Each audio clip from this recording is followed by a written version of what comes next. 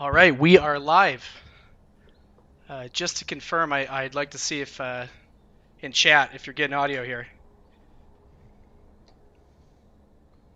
Just someone can give me something in chat, make sure we're looking good on audio.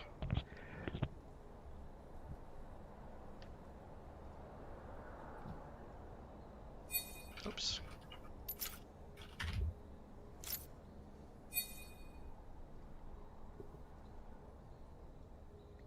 We're in. Alrighty.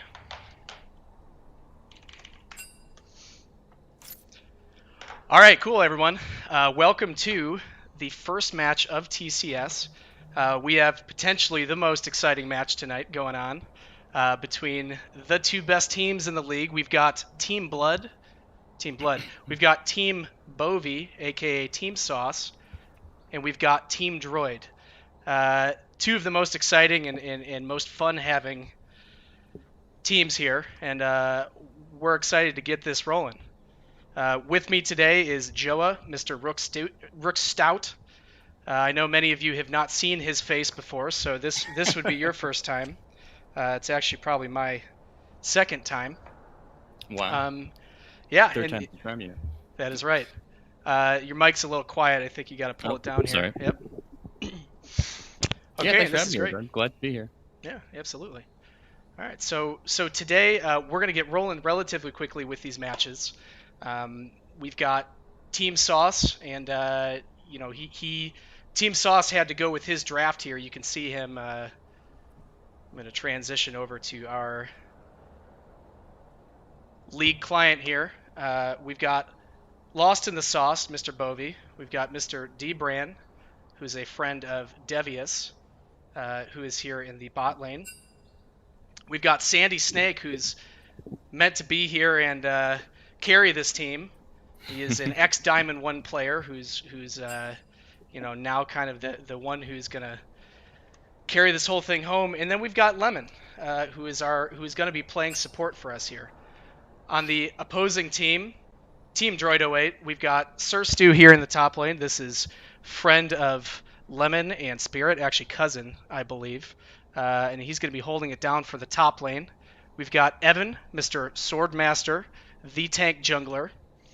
We've got Music X, who we're going to see what he has out of mid lane. He's not a mid lane main, so we're gonna see how he actually does with this new team setup. We've got the Return of the King, Mr. AI Box.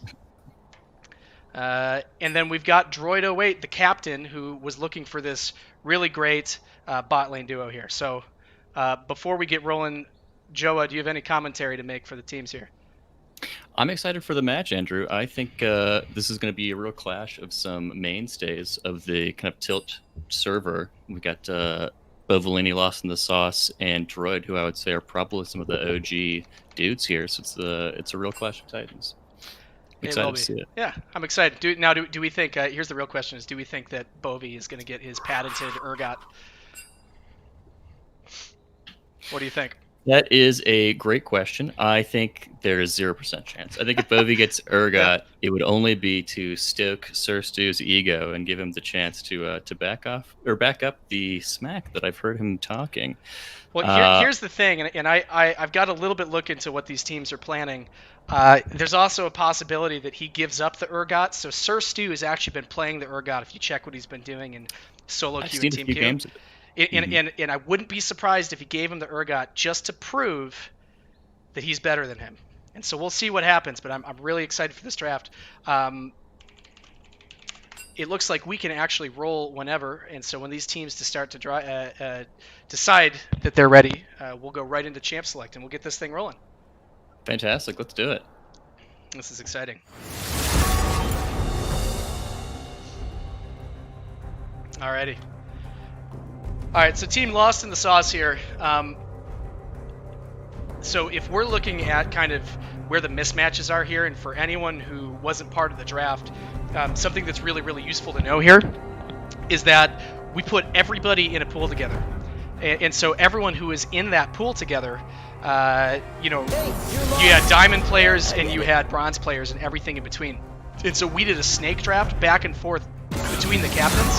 And so all these teams are going to have a diamond player, someone who's ready to kind of carry the team here, and then all of these teams are going to have some of the less experienced, or dare I say, worse players. And so the question here is when you're looking at strategy, it's maybe not just who you're comfortable with, but you also have to think about things like where are the mismatches here. Now, mid lane, Sandy Snake used to be a Diamond 1 player. Music X is a solid player, but he's definitely not Diamond 1. And so I'd be really curious to see what they look to do here mid lane and see if they can pressure the middle of the map here. Obviously, Bovi's really gonna get whatever he wants. I don't think he's gonna be looking to prioritize top lane because he has a bigger champion pool than Sir Stu. I'm really most curious to see what they take out of the jungle from Bovi's team here. Swordmaster is a great Zac player. He plays a little bit of Sejuani, a little bit of a Mumu, and then sometimes he'll actually pull out both the Kayn and the Nocturne. Right. A couple of more kind of carry style junglers. Now, I don't know what this team Droid is looking like they want to do, but I would believe that they're going to try and prioritize something out of Swordmaster in the jungle here. I'm curious. I'm just curious to see what D-Brand's going to do here. So, yeah, that's kind of what I'm thinking so far. Yeah, I fully agree, and I think we're seeing that already in the ban prioritization here. We see the Zac taken away, the Urgot taken away. I'm pretty sure AI Box was playing a little bit of Ezreal at least yesterday, and Caitlyn obviously just an incredible pick. So I would expect probably a first rotation jungle pick from at least one of these teams here. With Urgot banned away, what does Sauce play? This is the Mord, the famous Mord. I see they've both been practicing it, which I'm curious to see who comes out on top there. So I think that Sauce has been trying to pick up the Mordekaiser because he knows that Sir Stu plays it, and Sir Stu doesn't really have a gigantic champion pool. It just is what it is. He's got a few champs he can play really well. Frankly, the Urgot's actually pretty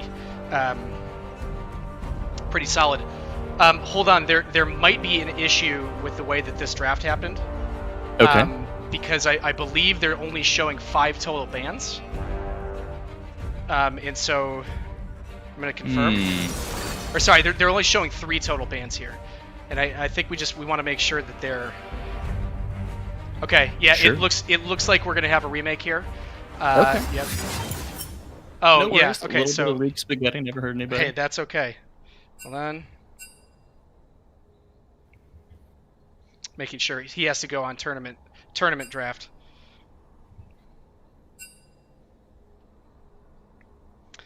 All right, the man has been set straight. All right, we're back in it. All right, so we're sorry for the delay, folks. You know, as you can imagine, this is pretty much exclusively Bobby's fault. You know, the man can't do anything right, and he's not even going to get the chance to play Urgot right. So we'll see what's going to happen here. Par for the course, if I dare say. So, a couple things you saw there. Yeah. So and I'm gonna make sure that these guys know to repeat picks up until then. Right. So we saw the first pick of Mumu, and then we saw the instant Vi lock in as well from the other side. So both jungles already decided, I believe, right? It does look like that. Cool. Fantastic, yeah. So we saw the Zac ban from the beginning of that, and then I believe that was both a Kate and an Ezreal ban. Was that correct? That's correct. That is correct. From T-Bovi, yeah. And then we saw the Urgot. What else did we see from Team Droid here? It was Urgot, Corky, and one other which I missed. Veigar. I believe it was Veigar. I think we might be trying to prep an easier mid lane here with the Corky and the Veigar taken away. Do you think Sandy was concerned about these picks, or are they just like strong right now, or hold on what? Music X perhaps plays them. Making sure that Bovi is set up here.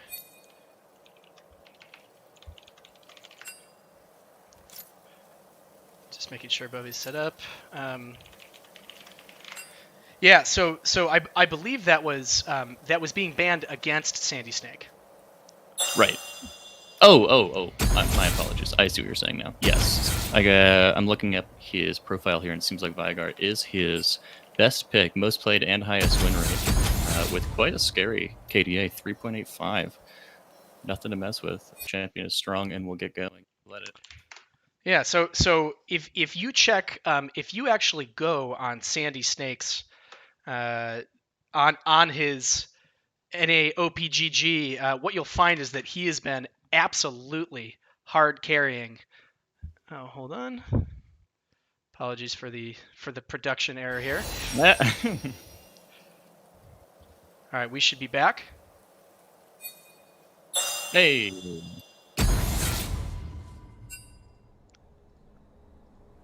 Okay.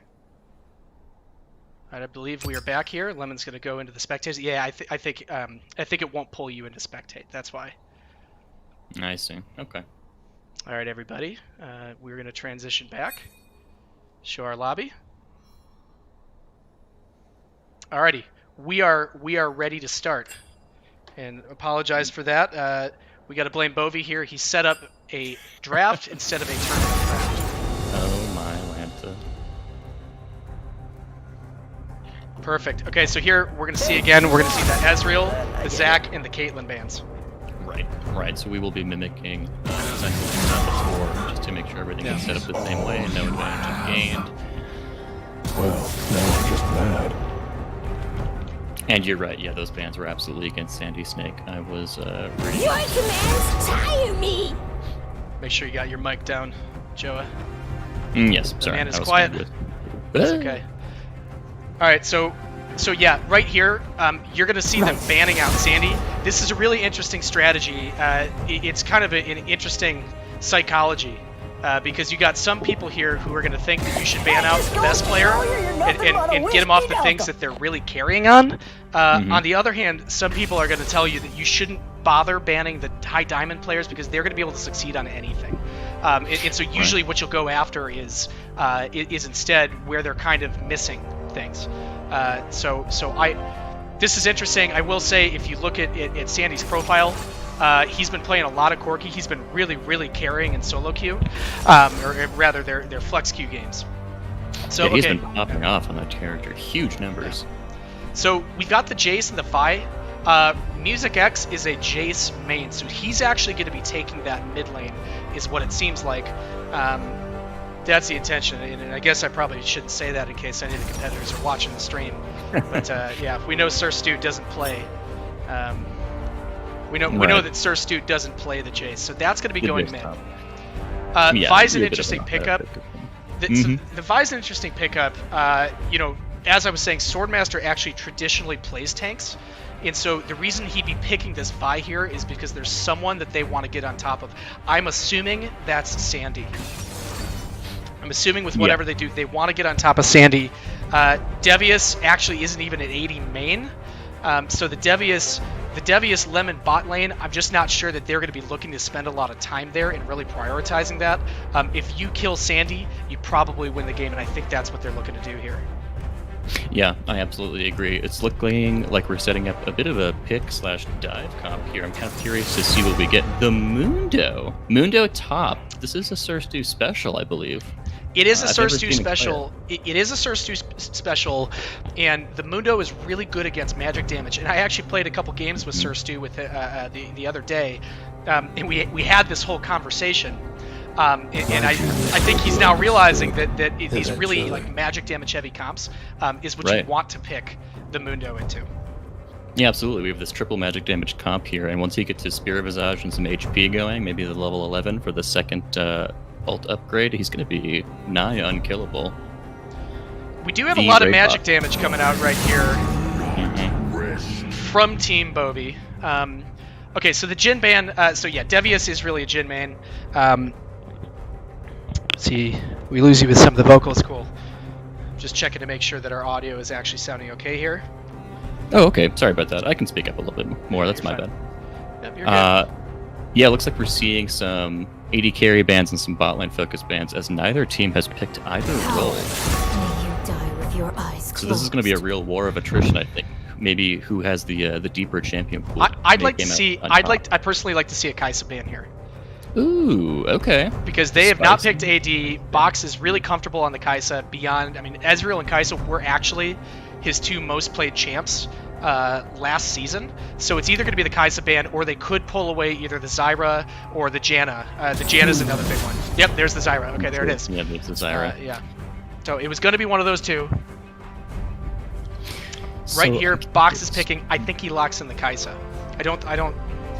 I think so. I think his pool is dwindling here, and if he gets his last AD carry pick taken, he'll be really at the bottom of the barrel. Karma. Wow, they go for the Karma instead. Does Lemon play Karma? Ooh. Well, he does play a little bit, but the only thing that I would expect that the issue is here is that they don't want to pick Kaisa until they know exactly what they're going to be playing against. That's what it feels like to me. Okay. It looks like we're maybe going to get this Soraka pick here, which I would have to call expected. This is probably his best champ. And it looks like he's been having some success on it in the flex games. And Misfortune Soraka, that does not sound like a very fun lane. Yes, he's been playing it heavily. Well, the thing is you both of those champs. Oh my God! The dong! We're seeing the donger. I was hoping to see this. I was talking to Box the other day. I said he wouldn't do it. He said that maybe he was holding out on it, and here he is. He's showing up with the pick here. The pocket pick, dude. That is incredible to watch. You love to see it. That is going to exert so much pressure on this bot lane early. I'm really curious to see what can happen with the Jason the Vi here, which I'm going to say is going to get rolling much faster than the Mal's and the Amumu, and hit those like kind of power points and maybe make something happen bot. I am really interested to see, because here's the thing: you've got the Soraka, but the thing is you've got a Karma and a Heimerdinger, possibly the most annoying poke champions that you can possibly have in the bot lane. And so, True. So right now, okay, yeah, the Soraka can heal the Misfortune, but all you do is you poke the Soraka out. Exactly. You go and you hit her every time yourself. she walks up, and the only way she's going to get to you is she walks up to you and hits you that Q and gets that regen. And if they let that happen, they've already failed what the lane is looking to do. Absolutely. So, yeah. For the stream, we're going to wait here for the spectator delay. That is, of course, a 3-minute delay here. What else do we think about these comps? I mean, overall, I guess my only thought here is that your Team Droid is going to have to play through bot lane here. They're going to have to dive towers, and Jace is going to have to try and get ahead early somehow through this Malzahar. If the Malzahar plays it right, though, Jace should never be able to get on top of him in the first place. And so I am really curious to see what happens mid lane. Absolutely. Bot lane's going to do the same thing. They're going to push over and over and over.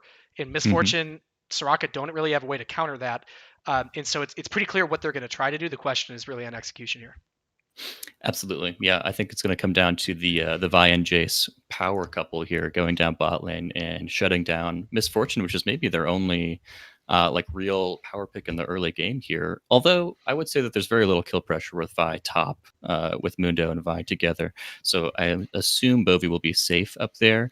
And then ideally, I guess, for Team Lost in the Sauce, they just farm up to infinity and win in the late game, as they have an AD carry and a pretty well-rounded teamfight comp. It's the classic Empire strat, big circles. You love to see it.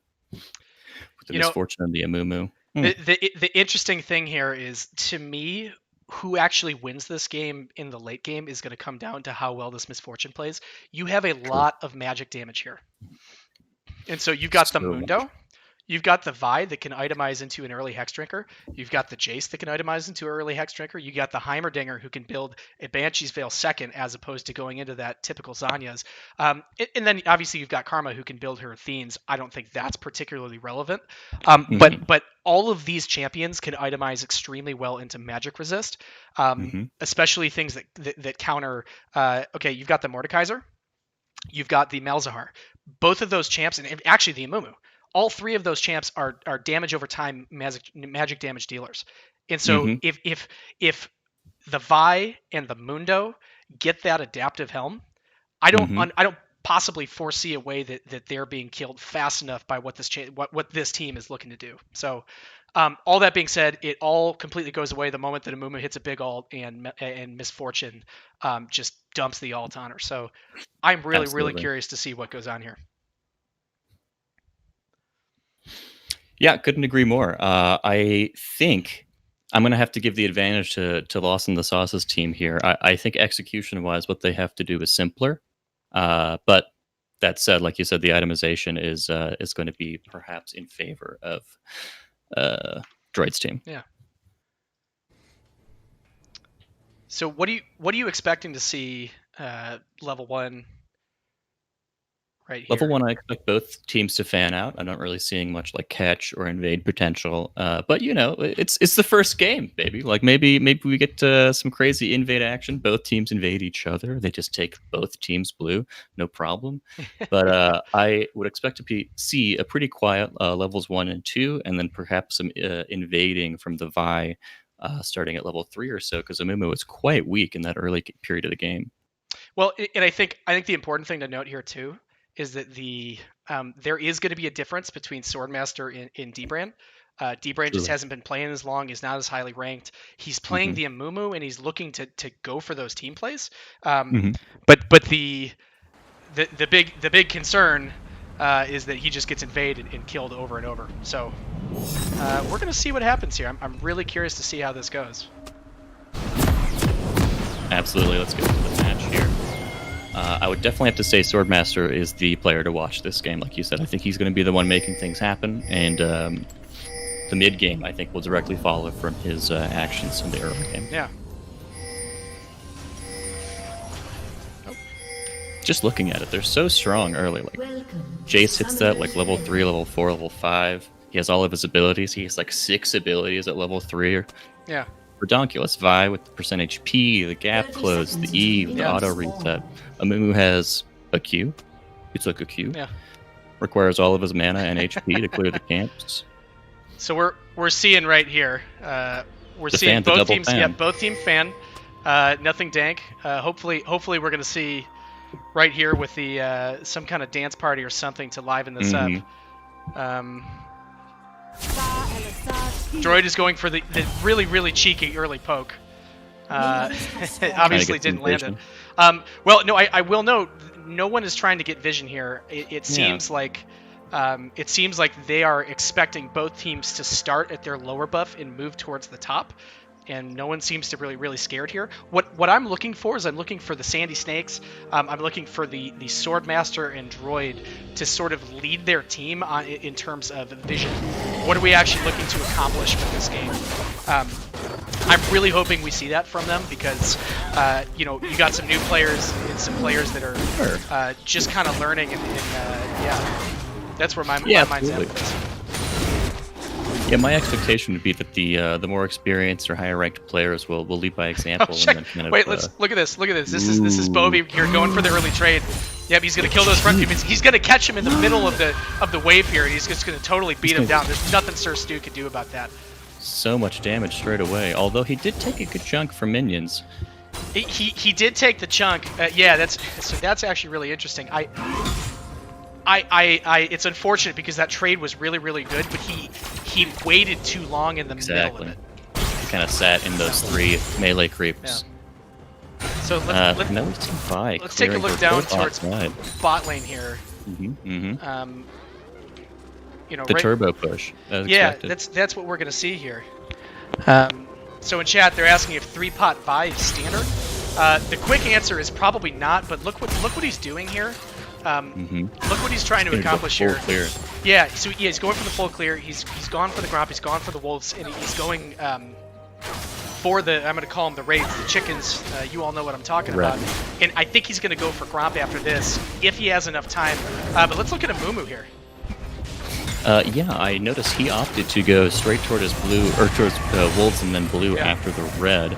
And raid. So he's taking kind of an interesting AoE approach of using that magic damage talisman start. Yeah. So they're going to meet here. It's actually going to spawn. I don't know if he's seen him here. He does. So Vi does not have priority from his mid laner here, and so Malzahar can actually show up here. Oh, he's just going to give it. He's going to give it. Wow. Yeah, just conceding it. Not worth it. Well, I mean, what else can he do? He doesn't have priority mid. Exactly. The Jace is already the Jace is already down 5 CS, and actually want to see how he's. Yeah, the waves are about even, so he's already down CS on this mid lane right here. Oh, yeah. we have a fight. Ooh, in the top lane, but Stu just too weak. He really needs that level 6 before he gets huge. Looks like Lost in the Sauce takes some considerable damage. He's out of pots. Could see a follow-up gank perhaps to that lane, especially now that But and believe it or not, by the way, you would expect that the Dr. Mundo with the healing passive is able to sustain that better, but he actually can't because his passive doesn't really kick in that heavily until he has a lot of HP, because it's percent HP and the number never changes. And so what the Mordekaiser can do here is just go and beat up on the lane, and he actually charges his passive here. And so as he charges that passive, he can use it with his W, and he can just get a free heal whenever he wants it. Exactly. And so he's going to be continually beating up here. And you're actually seeing right here, yeah, you're seeing the Amumu mid lane combo. Who got that? So yeah, I think the Amumu got that here. Yeah, double scuttle. What I was going to consider a bit of advantage to buy with the full clear turned on its head. Here's the fight here. They tried to go on the Mumu and just completely mess that up. They really got nothing out of that. Japes dives in, Amumu hits the aftershock right there, and there's literally nothing that they can do. Absolutely. Lump that in with a Soraka heal on the high damage from Misfortune in the early game. That was a bad fight for Droid team. So I think what we're seeing here already is you've got the more experienced jungler, the Vi, and he's, dare I say, he might even be getting a little bit frustrated because he's down 10 CS already at the start of the game. He's lost both scuttles. I believe he didn't get that first one, correct? Yeah, he missed both. Yeah, because he had no prio. He had no prio. He didn't get that first scuttle. He's going to look to farm it up, but at this point, he's kind of looking at this like, I should be able to beat up on this guy, and I can't. What's going on? Yeah, I'd say Sauce's team's doing a good job of kind of minimizing those opportunities in their kind of weaker phase, because I think they really want to just wait this out until they hit their larger power spikes in the mid to late game, and then can win through that. But here we go. Here's the top gank. He comes in. What's gonna happen? Oh, he's gonna get the kill. Wait, he can 2v1 this. He can absolutely 2v1. Oh, he misses the Q. He misses the more Q, but he's still gonna. Wow, you love to see it. My gosh. That is possibly the worst start that could have happened for this game for Team Sauce, or rather for Team Droid. Yeah, Bovie really just flexing on his knowledge of the champion there and what his limits were. He's done his limit testing, if you would be so bold. So Sauce here is actually the highest ranked player on his team. Indeed. I don't think I'd be saying anything mean or you name it here to say that he's probably not the most experienced. And he knows that. He's not the most experienced. And so right here, your in-game leadership is going to come from Swordmaster. It just has to, right? Box has been on a break. He hasn't played the game in a while. Droid isn't always the most vocal, although he does obviously talk when it counts. And so you've got Sword, who has to be calling these shots here.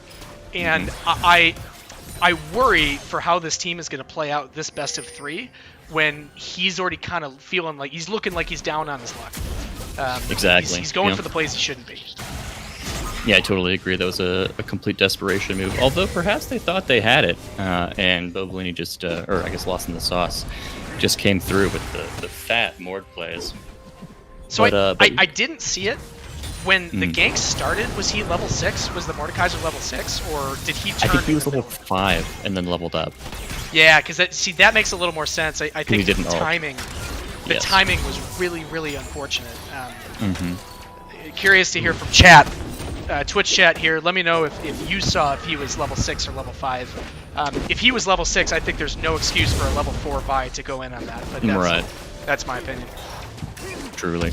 Look at this CS lead in the bottom lane, though. Like, all of the cons, all the bad parts of this game aside, look at this pressure that they are just inflicting on the bottom lane. He's up 20 farm. He's going to get another plate here in a second. I guess the first plate. Just absolute dominance from the early game Heimerdinger Karma combo. So I really like to see this from the Jace here. He is down 20 CS, and what I will say is, when you watch Pro League of Legends, you hear this every single time. They point out the fact that if the Jace isn't winning by 20 CS, you should never have picked Jace in the first place. This is going to be a kill right here. I don't possibly foresee. He's got flash, but wait. At what cost? Wait. He should have backed the boy. Alright, well, the Melsar's in, he forced the TP. Music still went down. But yeah, he's not having an early time. This Amumu. So the Vi is caught up in CS, but the Amumu just got off a really successful gank, and right now, Jace being an early game champion, so far down already. I can't see how they. I mean, the game to me is already over, unless something really bad happens. You don't have that late game. You need the Jace to carry as that ranged AD threat. If you can't do that, and you can't have that, and you've got the double mage bot lane, they're gonna have a really tough time. Absolutely, yeah. They put a lot of eggs in the early game basket. Yep. We see a fight emerging bottom lane, but it looks like they're just gonna disengage. They're just trading back and forth. Yep. Yep, it's a little bit of a trade. You're right. I would look to see, I guess, some Vi ganks now that she has her ultimate and she's going for this damage build. So perhaps Sword is realizing that he needs to kind of all in here and really get some of this deficit back before the game is completely lost, although we may already be at that point. The thing is, you get too far behind. Oh, so we got to type here. We got to fight your top lane. He's 2 levels up on the Mundo here, and this Mundo can't get away. The healing is not going to matter. Yeah, no, this is a solo kill. Oh my gosh. I've been instructed that right now I'm supposed to say, and that is how the cookie crumbles. And that is how the cookie crumbles. Bovie specifically asked for that. That's not my catchphrase, and I apologize to all the viewers of this fine League of Legends stream. Wow. Only the dankest memers allowed in this chat.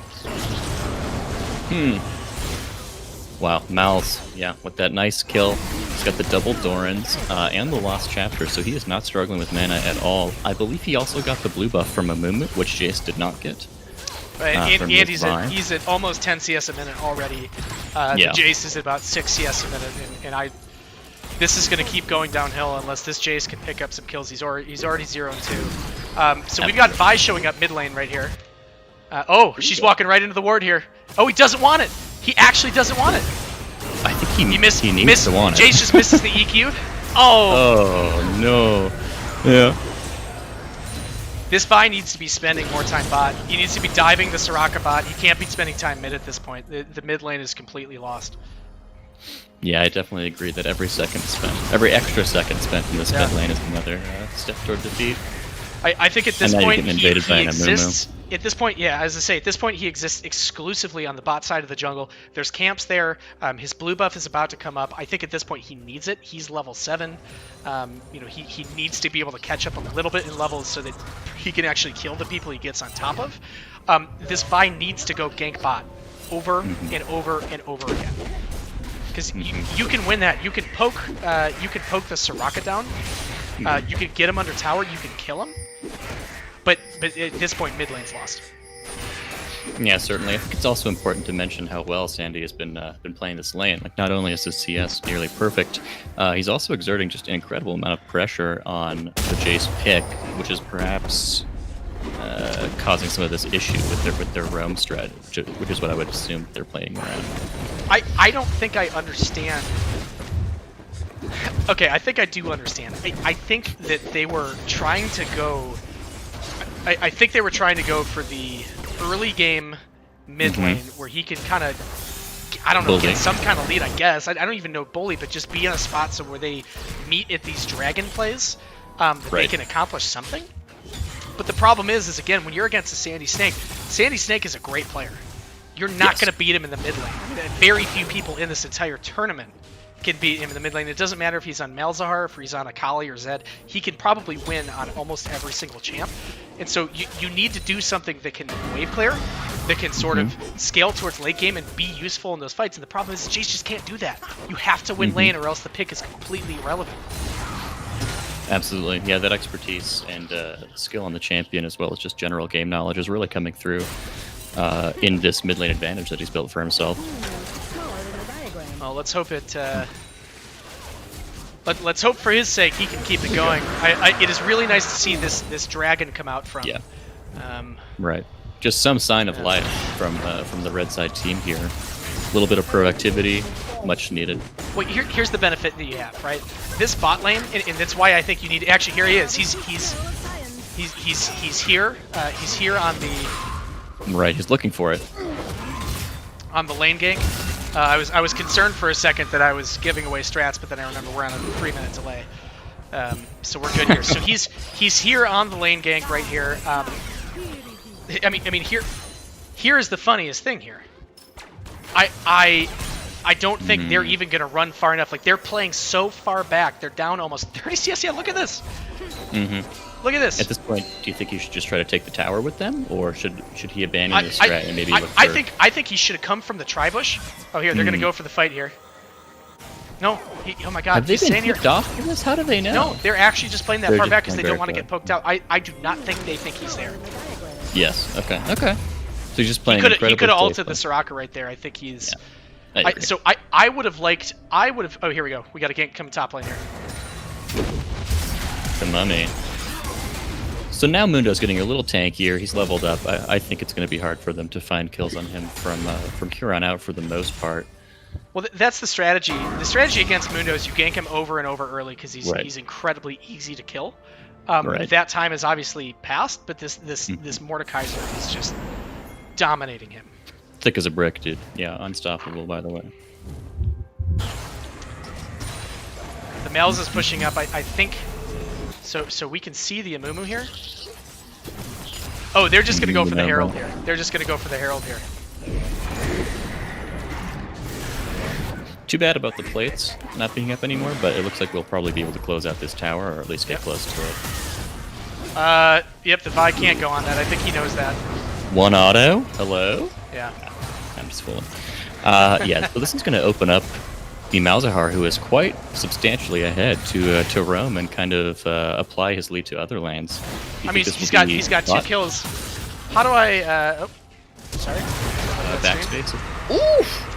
Wow, the flash ignite all in. Oh, that's gonna kill him because it refreshes. So when you hit the Q, it actually refreshes the DOT. Right, right. Hit him. All right, with the double so here's our gold view. Yeah, look at this. He's almost 2,000 gold up on the enemy mid laner, and we're only 16 minutes into this game. He's almost a full item up on him. That is going to be really unfortunate. As you can see, top lane is in a pretty similar state. Bot lane, I'm actually really surprised to see, despite the CS difference, it's because of this kill from the Misfortune Right. that he got early. He's actually not that far behind, and honestly, if you can get out of this lane where you're even or close to even, you're already in a good spot right here. All right, Exactly. do we think they could see the Vi here? Oh, he's going. He knows he's in there. Oh my God, he knew he was in there. Does he stay though? Wow, look at that tankiness. He doesn't. There's nothing you can do on this. All right, what do we have? What do we have top lane here? Yeah, God, he's got the Leandry. Yeah, the Spirit Visage doesn't even matter. I almost would have liked. Oh my God, he ults too. He uses his ult. That's how afraid he is. Yeah. Yeah, the Dr. Mundo ult cooldown's not that long, so maybe he's just popping it off to be safe. Well, it's about I think it's 85 seconds, but it also doesn't scale with levels. That's important to know. It's the same cooldown across the entire game, so it only scales with cooldown reduction. And True. oh, the Vi's back down here. I don't think they go on this. Oh, they're gonna go on it. This is a desperation play. The Soraka ult. That is a is bad. TP. Oh, and we've got the Mordekaiser And the TP. TP. The Mordekaiser's down. He ults AI box, and he doesn't have any of his turrets with him. So there's nothing he can even do to fight back on this. I will say, okay, all right, they get the kill. They get the kill. They get the heal off on the Amumu. That was a really good TP. Really good TP by the Mordekaiser. By the way, look who still has TP. Look who still has TP. Dr. Mundo. Wow, I don't know what the call there was. I gotta say I disagree that the Vi should have ulted there. I think he's getting frustrated and he's trying to make some desperation plays. Agree. They're only down 4K at that point. And I say only. They're obviously losing, but they're not losing by as much as they think they are. Especially look what happened. Bot lane was pushing before. They went and they got a dragon. Just play like that. Stop trying to get kills. You're going to get them late game anyway. Go on the Soraka and you'll kill her. Absolutely, yeah. I think focusing the Amumu there was a complete misplay, and it bit them. Well, how are you going to kill him? Yeah, exactly. With the Soraka ult, we have the heal as well from her, the Q, or not Q, I guess it's W. Wait, no. Soraka heal is E. Soraka heal is W. Whatever. That champ sucks. She sure does, brother. She sure does. Yeah, this Okay, so we'll see. I gotta say we are, and I know that the lane has been going in his favor, so he can kind of do whatever he wants. Right.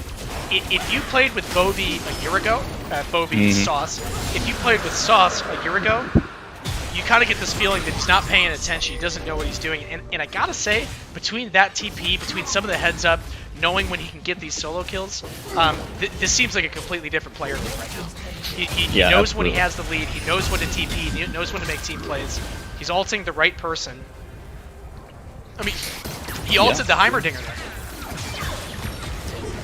Yeah, incredible to take him out of the fight. Obviously, the highest damage dealer in there. It was a great call. And I have to say, yeah, season over season, Bobolini looks like oh, here we go. Here we go. All right, Vi's going to go in. See, the Vi ult is coming. The Vi ult's coming. No. He is going to ult whoever goes on him.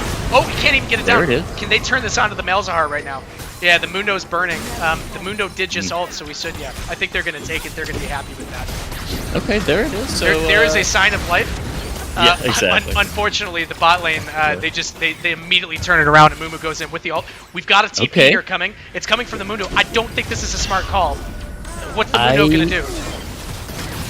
I think he might have saved him, or a saved Heimerdinger there. You think so?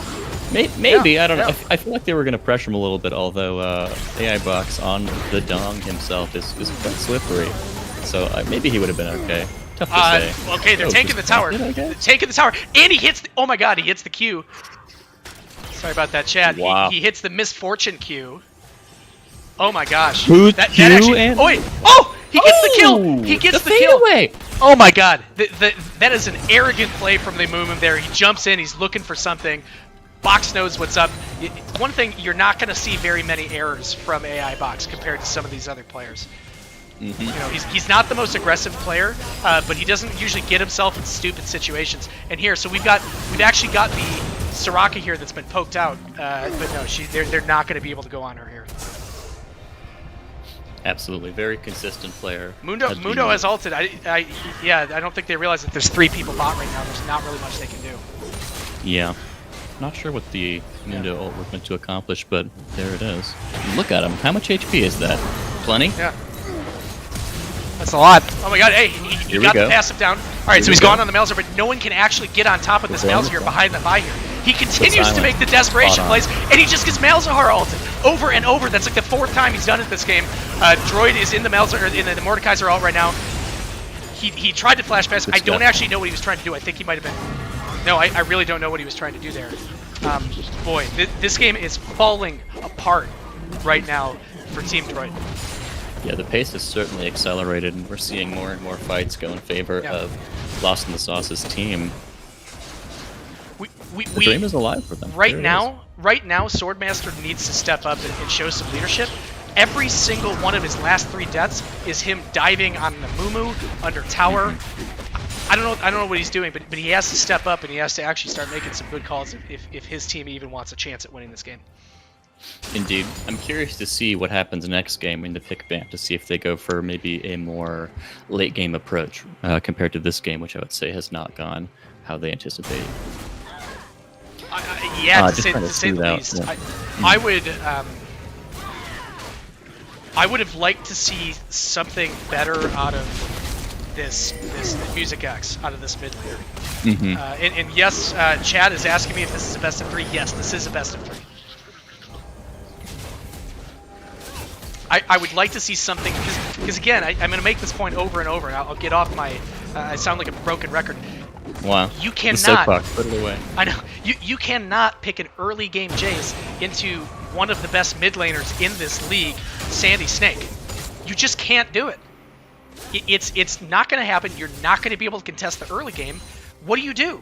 You come out, and what's the CS difference we're showing? It's over 50 CS. Oh, here we go. Here's the gank top lane. Surstu is looking for the... He got the flash here. Vi's there to back him up, but they're down 2 levels or 1 level each. This is classic Mundo.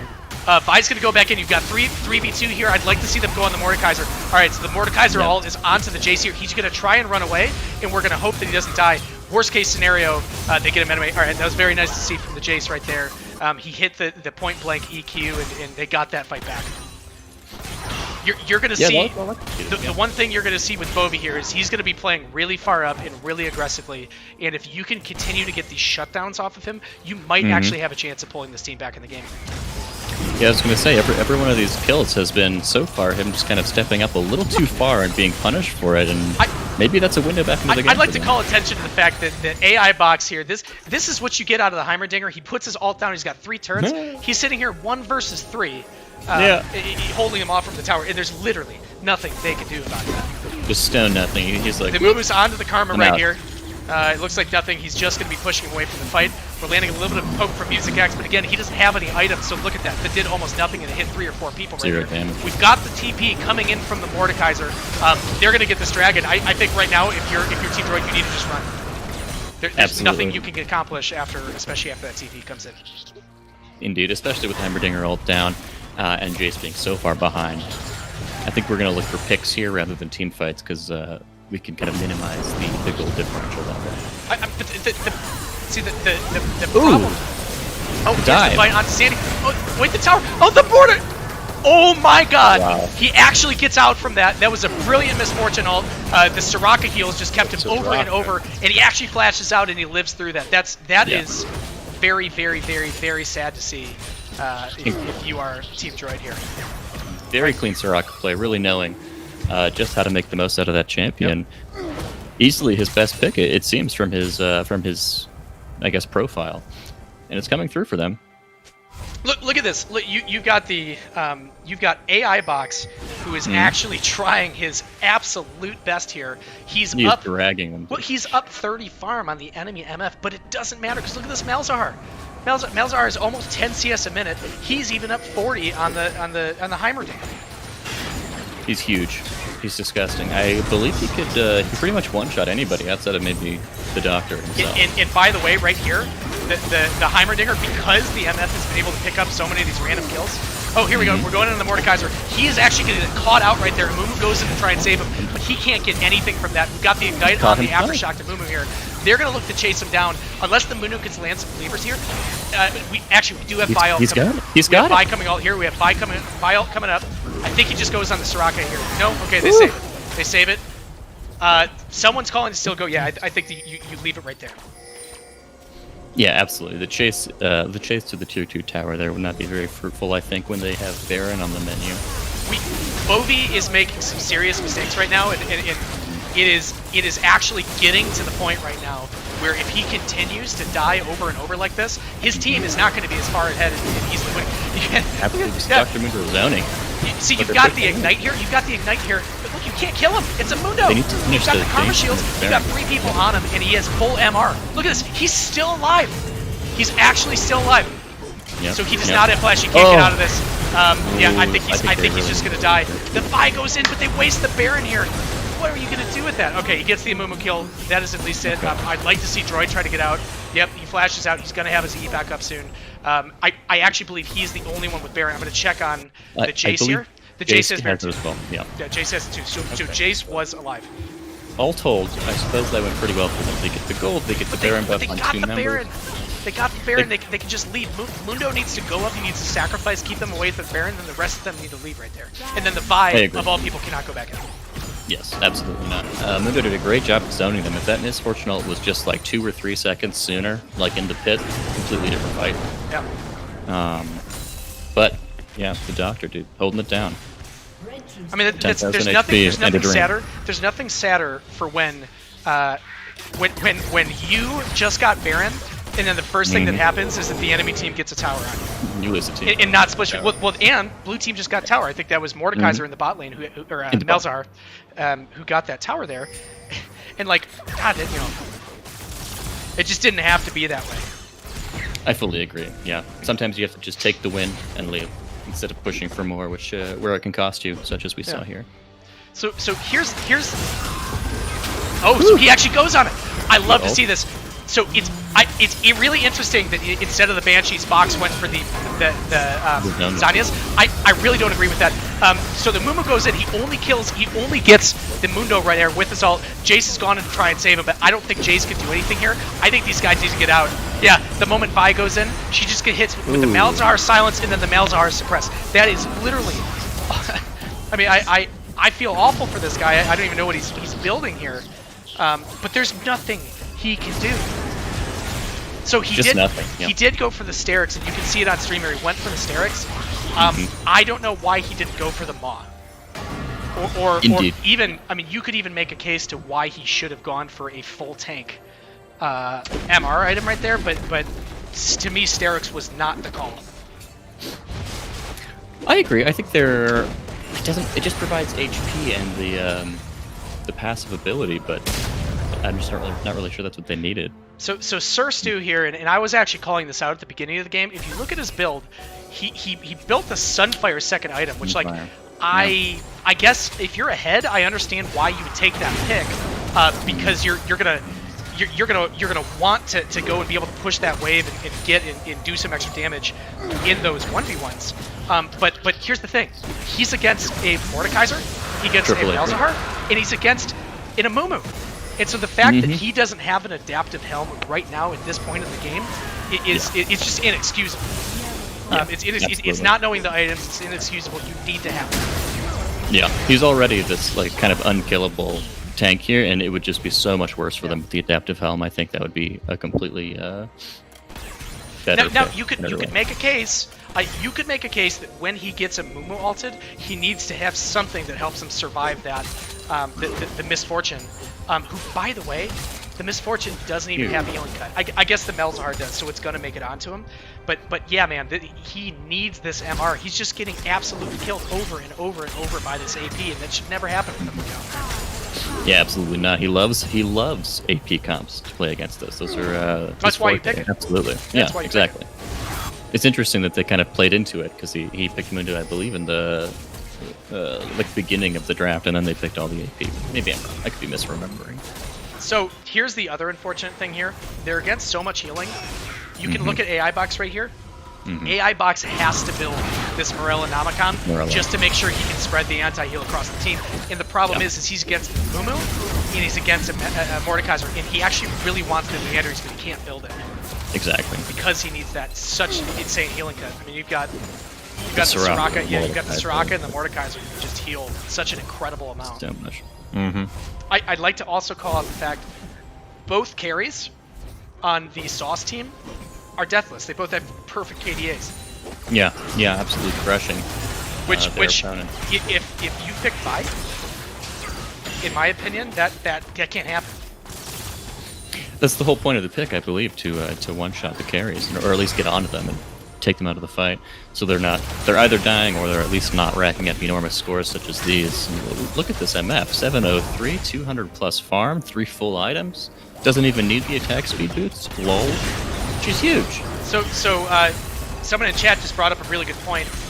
He says, wonder when they're going to stop A-ramming and put their 5 and 3 Mordekaiser in the side lane. And he's right. Here's the thing. Here's the thing. This Heimerdinger is just going to sit here and put turrets down. What are you going to do about it? What are you going to do? I guess the MF can walk up and kill those turrets, but that's pretty much it. It does look like they're prepping for Baron here. Baron, yeah, so I don't know the exact timer on Baron here. Oh, poor Mundo. He just he walks into the brush. There's no vision. Wow. You know, I get why they had to go and look for that vision. The thing is the Baron still isn't spawning yet. And I don't know what the timer is right now, and I wish I did, but it's not spawning. And so he didn't have to walk there by himself. He could have at least gone with his team. Yeah, they had a few seconds there. They could have grouped. The control and vision, though, is looking pretty swell from the other team. We have the Sweeper, we have some Pinks down, and they are really setting themselves up nicely for attacks of opportunity like that against players like Moonboy who just face check. Alright, so they've got the Baron play here. They got the Baron play right here. They're taking a lot of damage from the Cyber, and he goes in. The blue team, the Amumu, actually takes the smite right here. We've got the Vi who's just going to die to the Mordekaiser here, even though he's missing some skill shots here. They won that right here. The MF is going in on the Jace right here. The Jace just does absolutely nothing. We actually have the Muno TP. He TPs into that after 2 people. 2 people have already died, and he TPs into that. I guess to show his team that he's willing to be a good team player. But yeah, all right. So we've got the TP back. The Mordekaiser's going top. This is exactly what they're looking for. They have the Baron. What can anyone do against this? What's the level lead here? Where he's up 16, just 15. level. It's Okay. yeah, it's just one All right. level. Sir Stu's been picking up. I mean, look at it. Sir Stu's almost But even on farm. Right. Yeah, you know, so Swordmaster. Interesting thing about him, he is kind of the Smite Steel god. Really? Yeah, He went for it, but if you ever play Clash with him, you play some games with him, he wins those more often than he loses them. I'm actually going to go ahead and say I'm surprised that he didn't get that Smite just because he does it so well so often. 2 levels down though. That's tough. That's like a large window for the Amumu Yeah, to that's a good sneak point. in. That's a good point. So the Amumu's here in the side lane. As you can see right now, so they're actually going to go for the fight here. Yeah. All right, so here's the 2v1. Here we go. Here's the 2v1. Lock He uses stuff Zanyas. again. If he has ult, he doesn't have ult. He doesn't have ult. He actually can't do anything. And these guys are just healing. Yeah, that was. So look at this here. Right now, you've got your entire team on the bottom side of the map. No one's pushing any waves. Yeah. They're prepping the dragon. And so if you're a top laner, one of the most important things that you need to know how to do as a top laner is to read where your team's at, where you have vision, and not push so far up when they have no way of exuding pressure there. We already know that Team Droid, that was not Soul Point. We already know that Team Droid is not going to go for that dragon.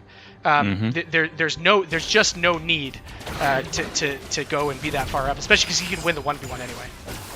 Yeah, absolutely. That felt kind of like an autopilot move to me. Just, I'm big, I'm huge, I have Baron, I'm a top laner, I'm going to go push top lane real good.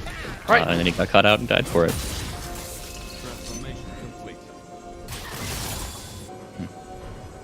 Yeah, no objective was being taken. They got the dragon, but it's not Soul Point like you said, so just no reason to be that far. He could be in a jungle camp, he could be securing or denying vision. Loads of options. It's also important to note, so Team Droid is down 8,000 gold right here.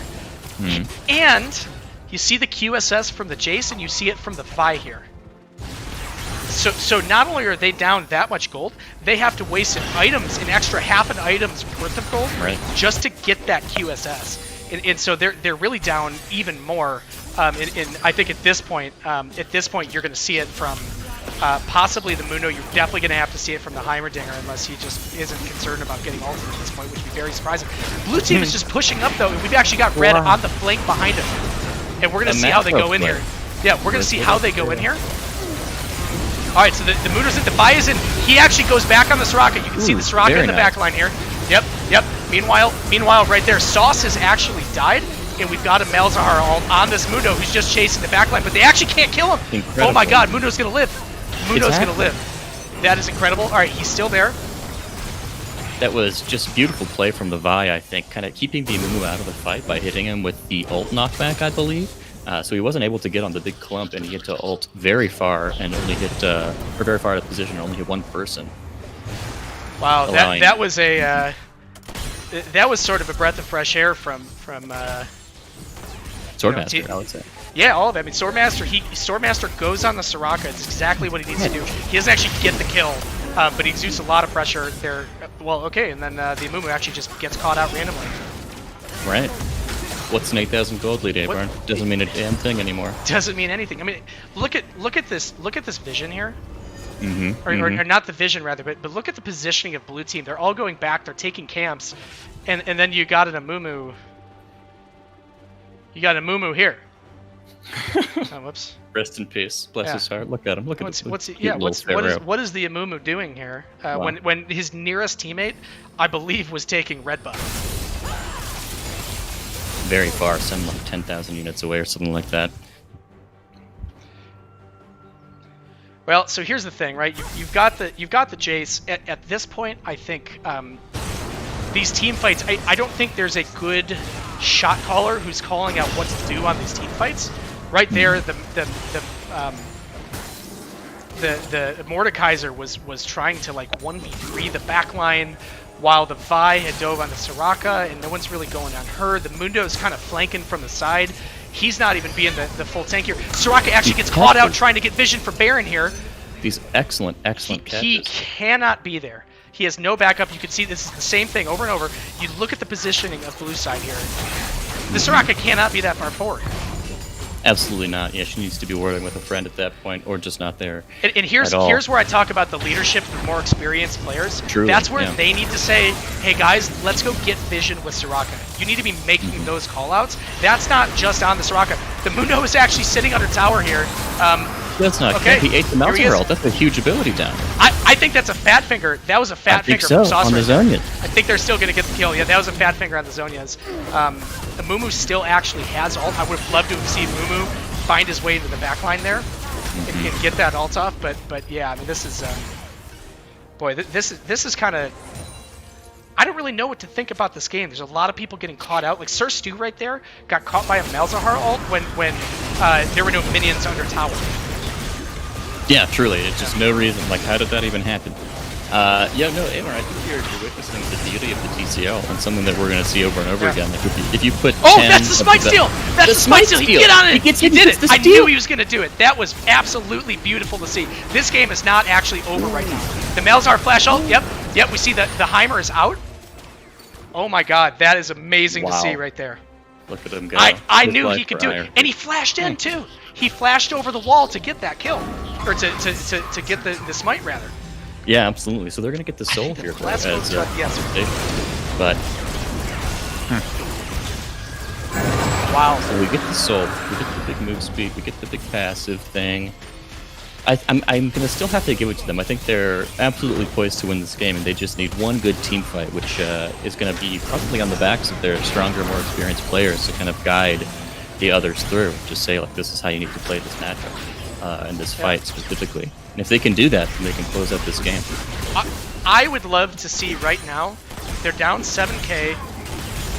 I don't even know what to think because they Team Droid should not be outscaling this team coming. I guess they can build MR in the Mundo scales, but the Vi, at this point, the Soraka can actually just put the silence under wherever the Vi is going on.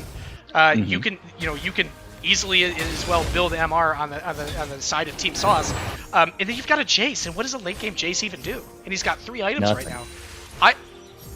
I would love to see right here. Team Droid go and find a pick in the jungle and push down with this Baron, because right now they've actually had Baron for about a minute and a half, and look what they're doing. They can't even do anything with it. Like his blue team is so far ahead that even with the Baron they can't actually go and push out these waves.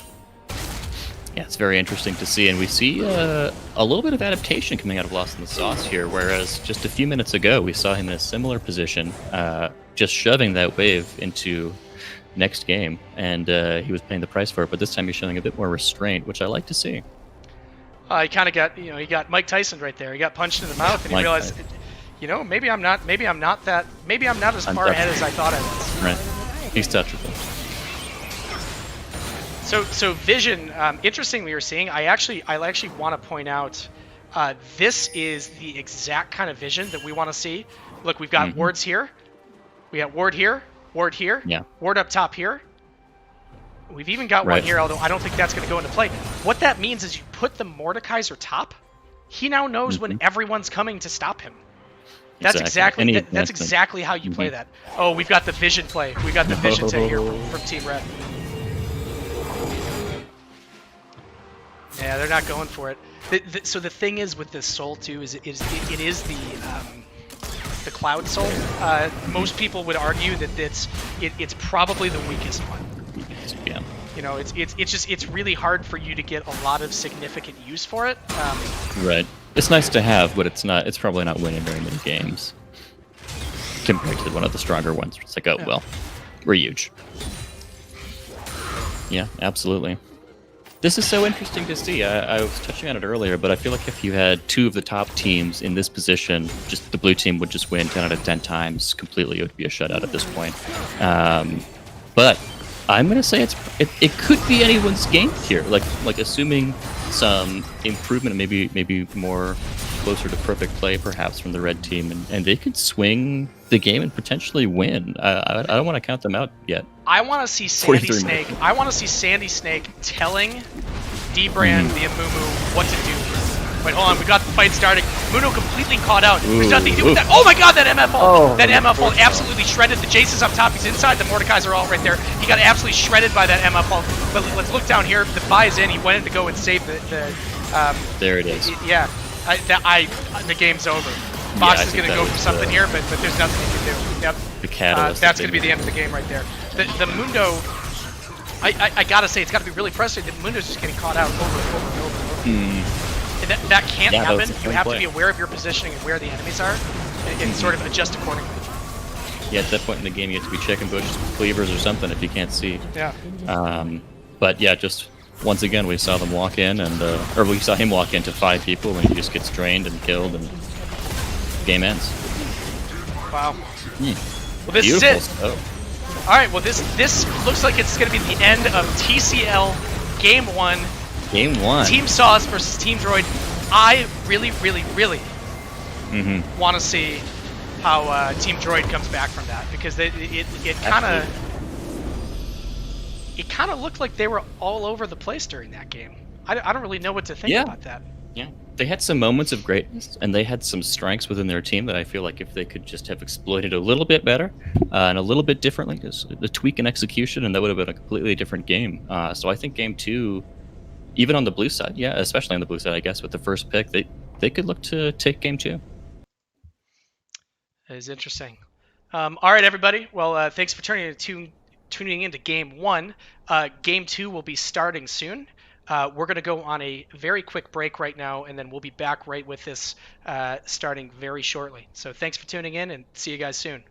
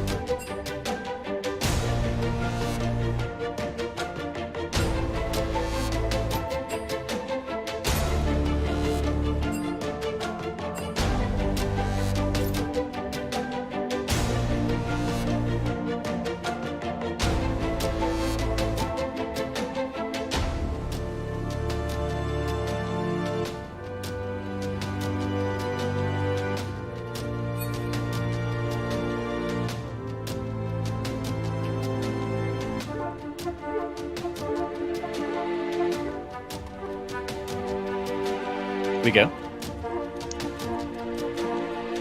We are back.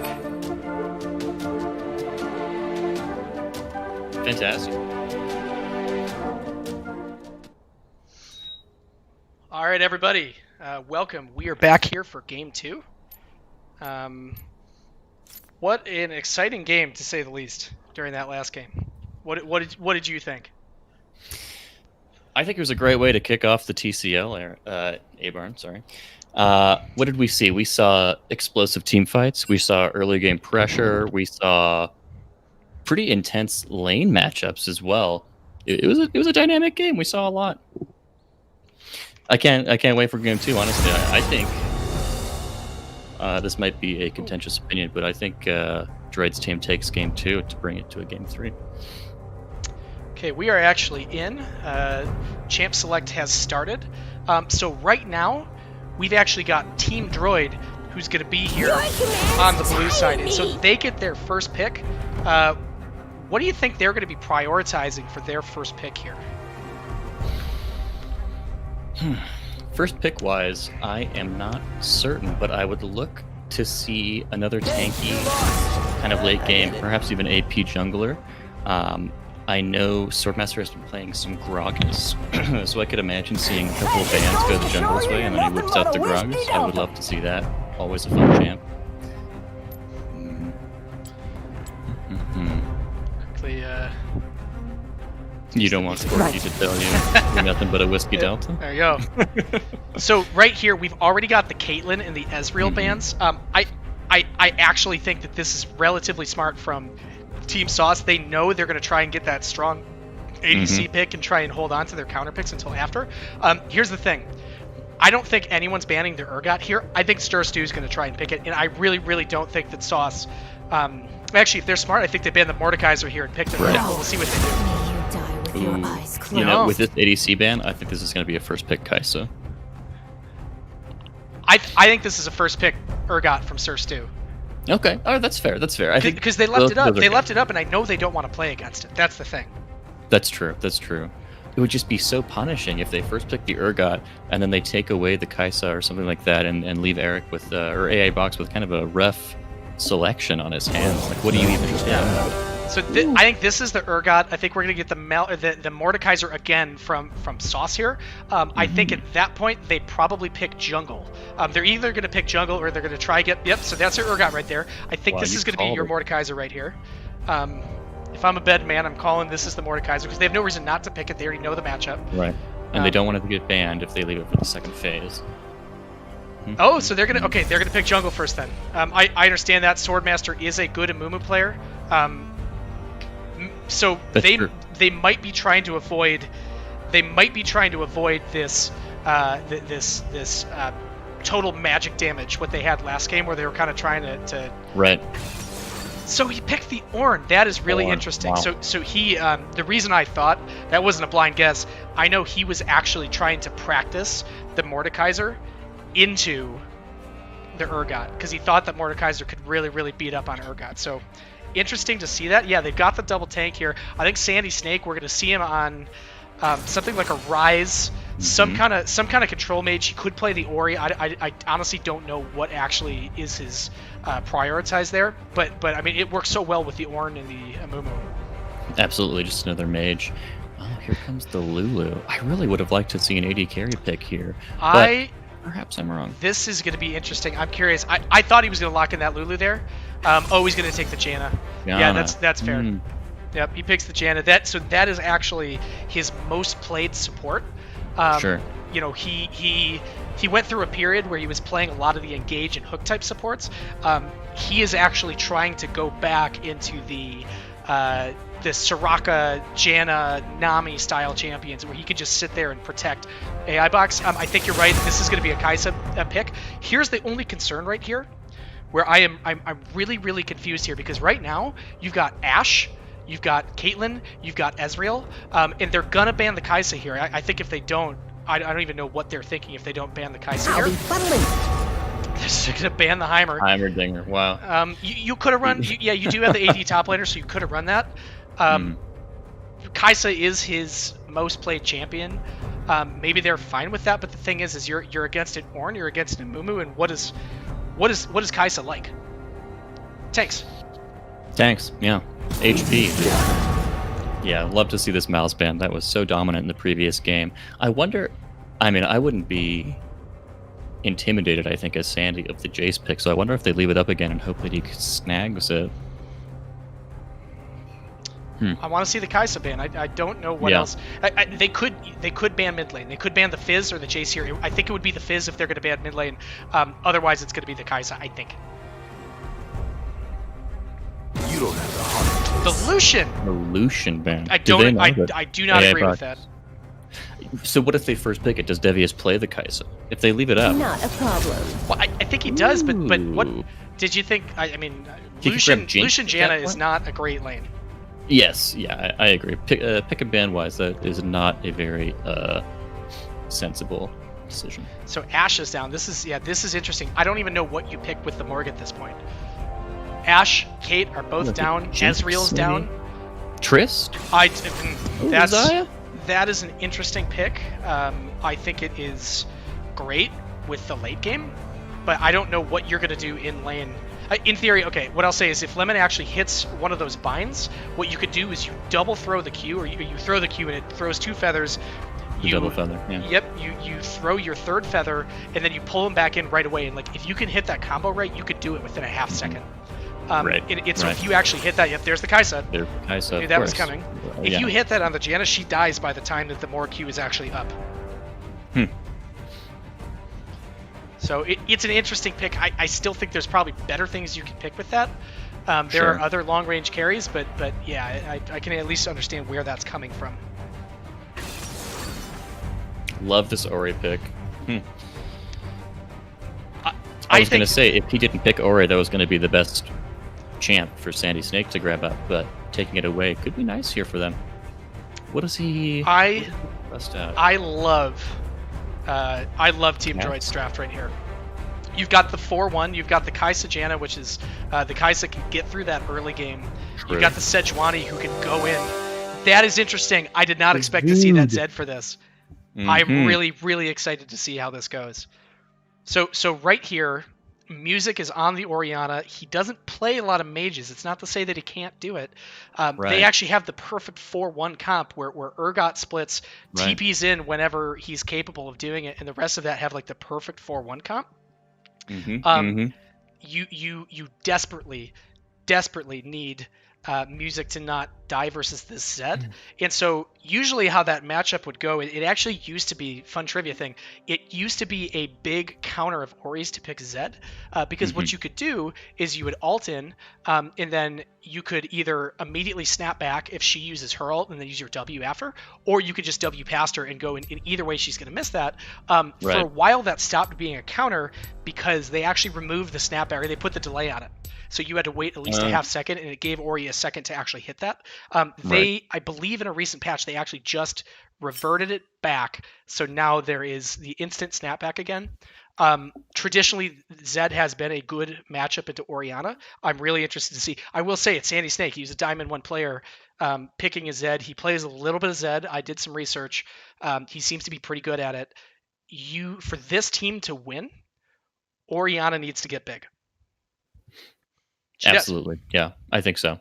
I think you're right about that, which leaves me a little concerned because just looking at the match history and kind of the champ's pool of Music X, I don't think he plays very much Orianna. So I'm wondering if this is a panic pick or something that they were dreaming up in a draft that just never got to get practiced, or what. I think they are picking for what is ideal. Right. I mean, the thing is Music plays assassins, he plays things like that, and like that's great, and he's good at those champions in his elo. The problem is though is that when you're going against a Diamond 1 player, like you kind of have to, like, that's why I like this Ori pick. I do like it. I hope he has enough practice where he can make it work. But he's picking for the team, right? He's got the Sejuani, he's got the Kai'Sa who wants to sit there and just absolutely melt their front line. He can get the ball between the Amumu, Ornn, and then the rest of the team. Now you do have a Morgana, and you got to hope that Lemon is good with his black shields. But yeah, I'm really curious to see how this game goes. Top lane, I don't think much is going to happen. Surstu Urgot is decent, but the thing about Urgot is that you just can't go in on him. That's how Urgot works, right? Exactly. He doesn't have a lot of tools that like destroy the lane. He can't really stay on top of you. What he could do is he can kill you if you go on top of him. And so Bovie Right. picks the Ornn, and he's like, I'm not here to lane against you. I'm here to win the game. I want to actually Right. win the game. I don't care if I win lane, lose lane, down 50 CS. It doesn't matter. Mm-hmm. It I'm doesn't here matter to hit because five people with the ult and build the super OP late game items or whatever for my team. Just get to 18. And once that Xayah gets that Infinity Edge, you get it on her. Zed gets the upgraded Ghost Blade. Who knows what Amumu gets? He probably gets the Abyssal upgrade. But yeah, once that Xayah gets it and just starts ripping through, like what are you gonna do about that? Truly. And if you're quick, if you either have a Morgue Shield or you're quick with your ult, you can avoid the Orianna ult anyway. Exactly. You can just completely outplay it. Everything that you're saying here makes me think you're going to lean toward a loss in the sauce, a team sauce win to close out the series 2-0. But I'm going to have to push back on that. I think actually the player to watch this game is going to be Droid of all people. The Janna pick with all of this like crazy Zed, and we have the Morgana and the Amumus. Yep.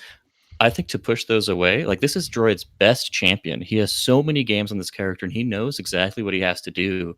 I think he's going to be able to keep his Kai'Sa alive, and I think they're going to take it to late game, and Box is just going to shred them to a victory and a game 3. Well, he kind of needs to, right? If not that, then we're out. Yeah, you really have nothing else. He needs to. He needs to. I mean, here's the thing: picking Zed in a vacuum, picking Zed into a Janna that's already been picked is it's kind of a bold strategy to say the least. That's not typically the way that you would play that. That's actually the reason why Zed has been not meta in team play for a really long time. Right. Is for the exact reason outlined right there. So very abusable pick. Yeah. All right. Well, we are pulling in the game here. Transition over, and good luck, have fun to the competitors. This is going to be an exciting match, and I'm really hoping to see just a little bit more out of Team Droid. I think they have a comp that's more suited to team play right here. It's less dependent on between the Kai'Sa, between the Orianna. It's not really dependent on how well they do in lane, which is something that we're kind of hoping for. I think they're in a better spot to pull this back, and really, you're saying we're watching Droid. I'm watching Sword because he's a good player. Oh, whoops. Let me quickly. I do have to make a quick change to our. No problem. To our stream here. I apologize to. Oh, that's okay. It's the first series, man. Working out the kinks. Yeah, working out all the bugs. Minions thank you to Quirkiness for pointing that one out. Big ups. That's an update for me. I'm kind of interested to see this role reversal between the mid lane game 1 and 2 here. Yeah. Where we had the Jace pick that really needed to pop off, and now we have the Zed pick, and I wonder if this plays out in a similar fashion. If Zed can't ever get that lead and that edge that he kind of needs, eventually, like he's never gonna ult Urgot or Sejuani or like Zhonya's Orianna or Janna. So yeah, I'd like to see how this goes. Bovie loves this. He loves starting the game in that bush. Yep, he's done it twice. Now the thing is with Thorn is okay. You take Q into that matchup, but what are you gonna do? Right, exactly. Yeah, there's no follow-up on that at level 1. He just yeets the wave and stands back. Okay. Oh, sorry, stream. Excellent character. Apologize, stream. I actually didn't apply the change on the scoreboard, so it should be live now with the team names properly in the right place.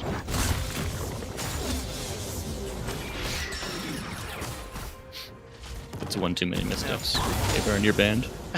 That's right. Okay, so bot lane is pushing in here. I would like to see what Lemon actually took. He's already level 2. I would like to see him putting his pool on the back line there. The sooner they can kill that back line, the less that the Kaisa Janna are going to be able to push in. I really don't want to see a Kaisa Janna being able to really heavily push in. It's not how that's really supposed to go. And you've got that wave clear both. You've got that wave clear. Oh, here we go. We got the early gank from the Amumu. Actually, before 3 minutes, we've got the Q onto Surstu. Urgot. Yeah, the Urgot has used his E. He still has flash, and he should be flashing right now. Okay, there you go. He's away. Oh, Bovy's going to take the kill. Brilliant. Absolutely brilliant. Done it. Yep, right here. Sword went for the extra camp. Went for the extra camp, and that's what you get. Sometimes you get ganked early. Boy, that was really, really, really, really nice to see from the Mumu hitting that. And then Bovy knowing exactly what his damage was right there. That's huge. He knew exactly how much damage he flashed after he hit the Q, and he was good there. That was really nice to see. Indeed. Yeah, I can't help but feel like if Urgot had flashed back to his tower a bit earlier, we would have seen a different gank result there. Perhaps even with a 20 follow-up. Here in all chat, Sir Stu is calling the Bovalini Ornn, the Lost in the Sauce Ornn, he's calling him a coward. Is this the classic takes 2 to kill me XD? Look at Droid. Droid is so far up. That's exactly what you need to do, that Morgana. There you go. That was exactly what the Morgana needed to do. Box is going to say, yeah, you can't do that. Droid, I do not know what the hell Droid was doing there. He was so far up. If we go back here, he was here. He got bound right here.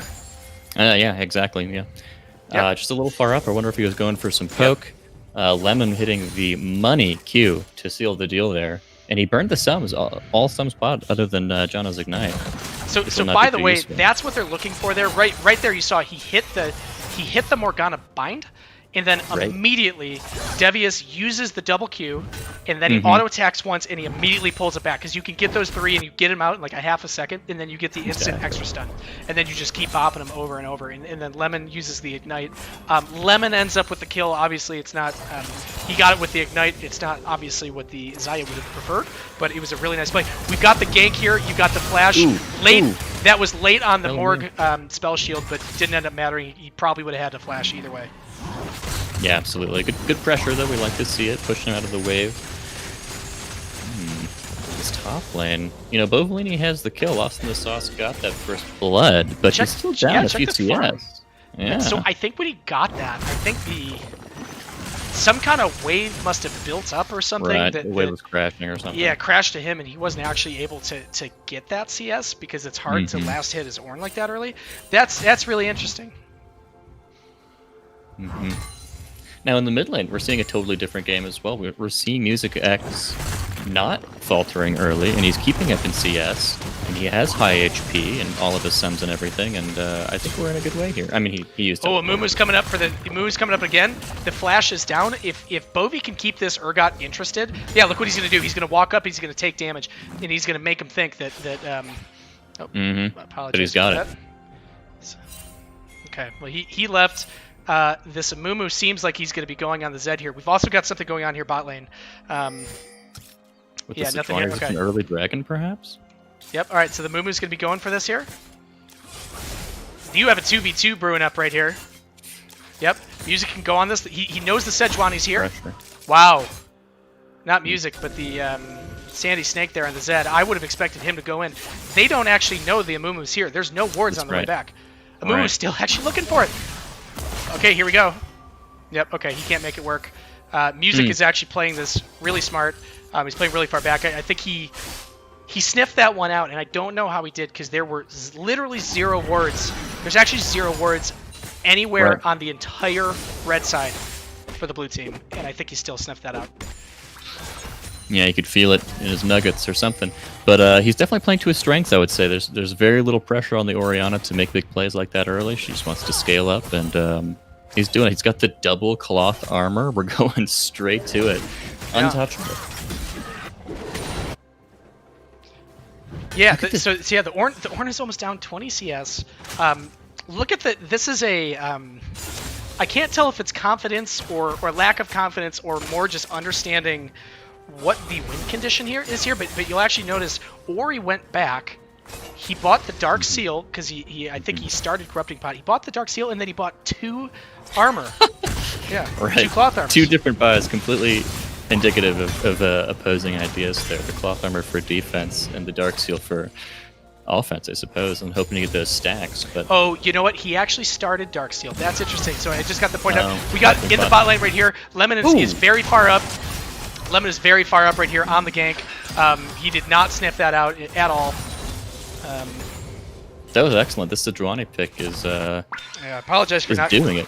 apologize for missing that and not calling that out, because that was actually a really, really nice lane gank right there from the Sejuani, who just kind of, he sniffed the whole thing out, and like I think right there, Lemon sort of looked at that and he was like, oh well, I need vision of this. They're Right. playing way too far up. I need to go play up. Little did he know there's actually Sejuani there, and that's exactly what they wanted out of that.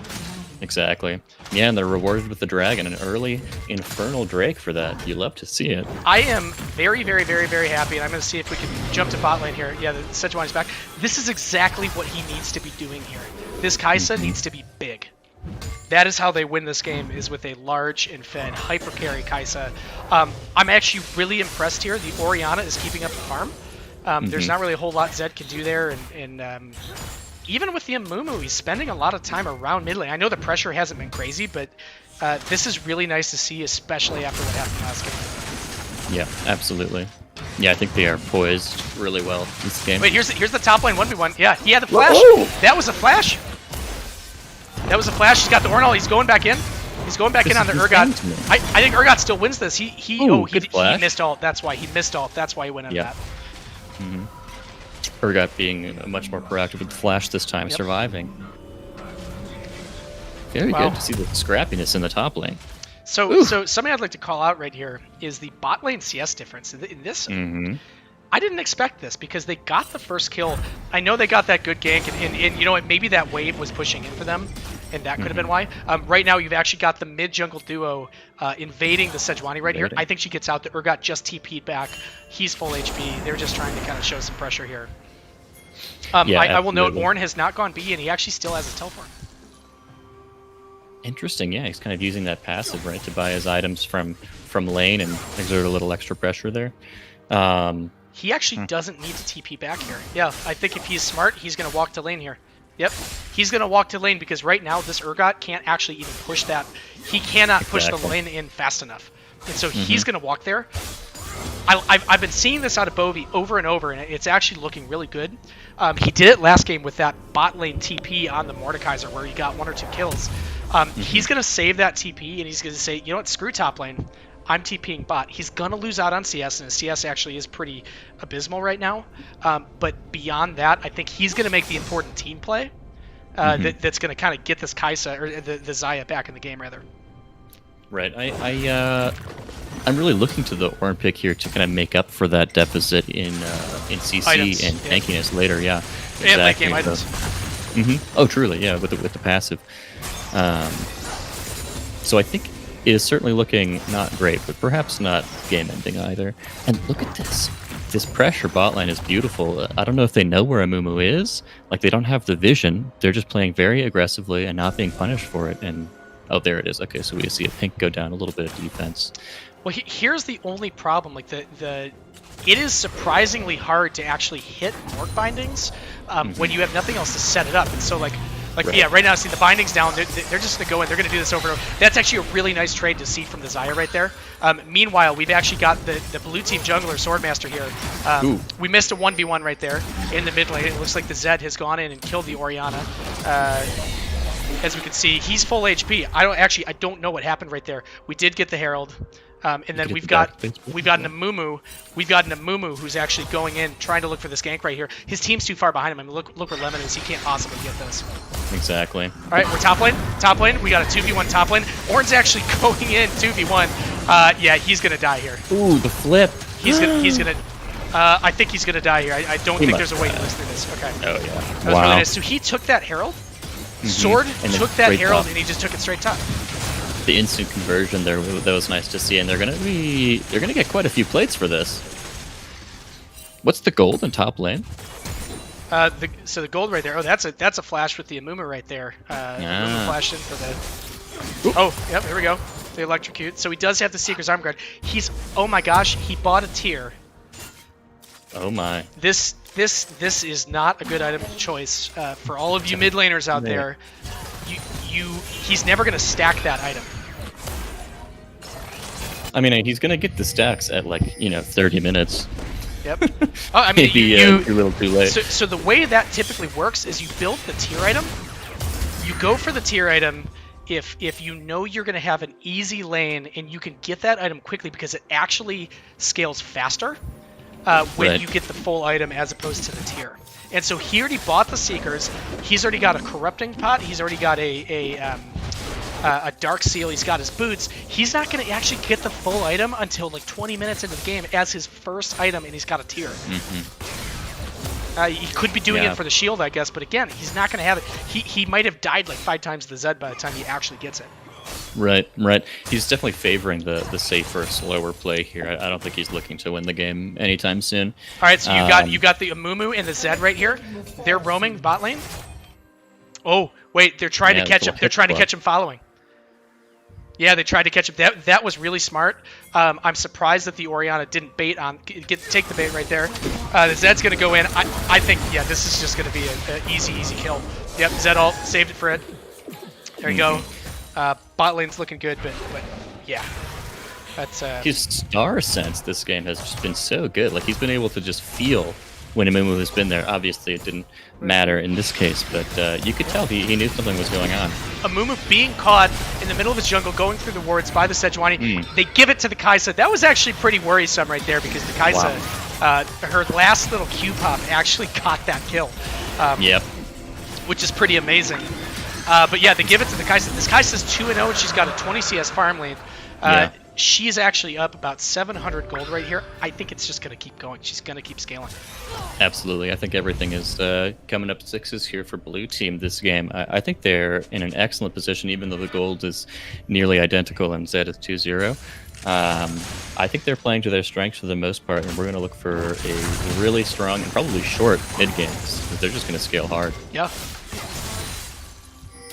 That's the one thing. It's funny. It seems like the Ornn's on the wrong team because the Ornn is usually picked with these like the super late game hyper carries who could benefit the best from those items. Here we've got a Zed.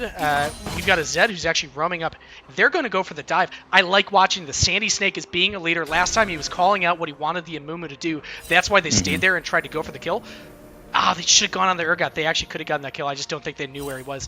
Amumu here is actually gonna look for this blue. Going for the invade, bold considering his lane. He's gonna get the smite. He's gonna get the smite. Oh, he's just gonna run. He's just gonna push him off. He's telling this. Yeah, I would have liked the sword right there to actually just stay on the blue because now he's not gonna be able to get it. I don't know why they're actually coming back in. This is really dangerous because the Urgot should have been out in front of this Ornn here. They're gonna go and play the blue buff dance here. All right, you see Urgot here. He's kind of in position, waiting to make sure they can get it. Yeah, they realized that Ornn wasn't really there to help him. I think that was probably the right move. Yeah, they were looking for the opportunity there, and I think it wasn't exactly what they wanted, so they took the safe bet and just backed away. I would have liked to see that 3v3 happen, though, with maybe a money Orianna ult. I know.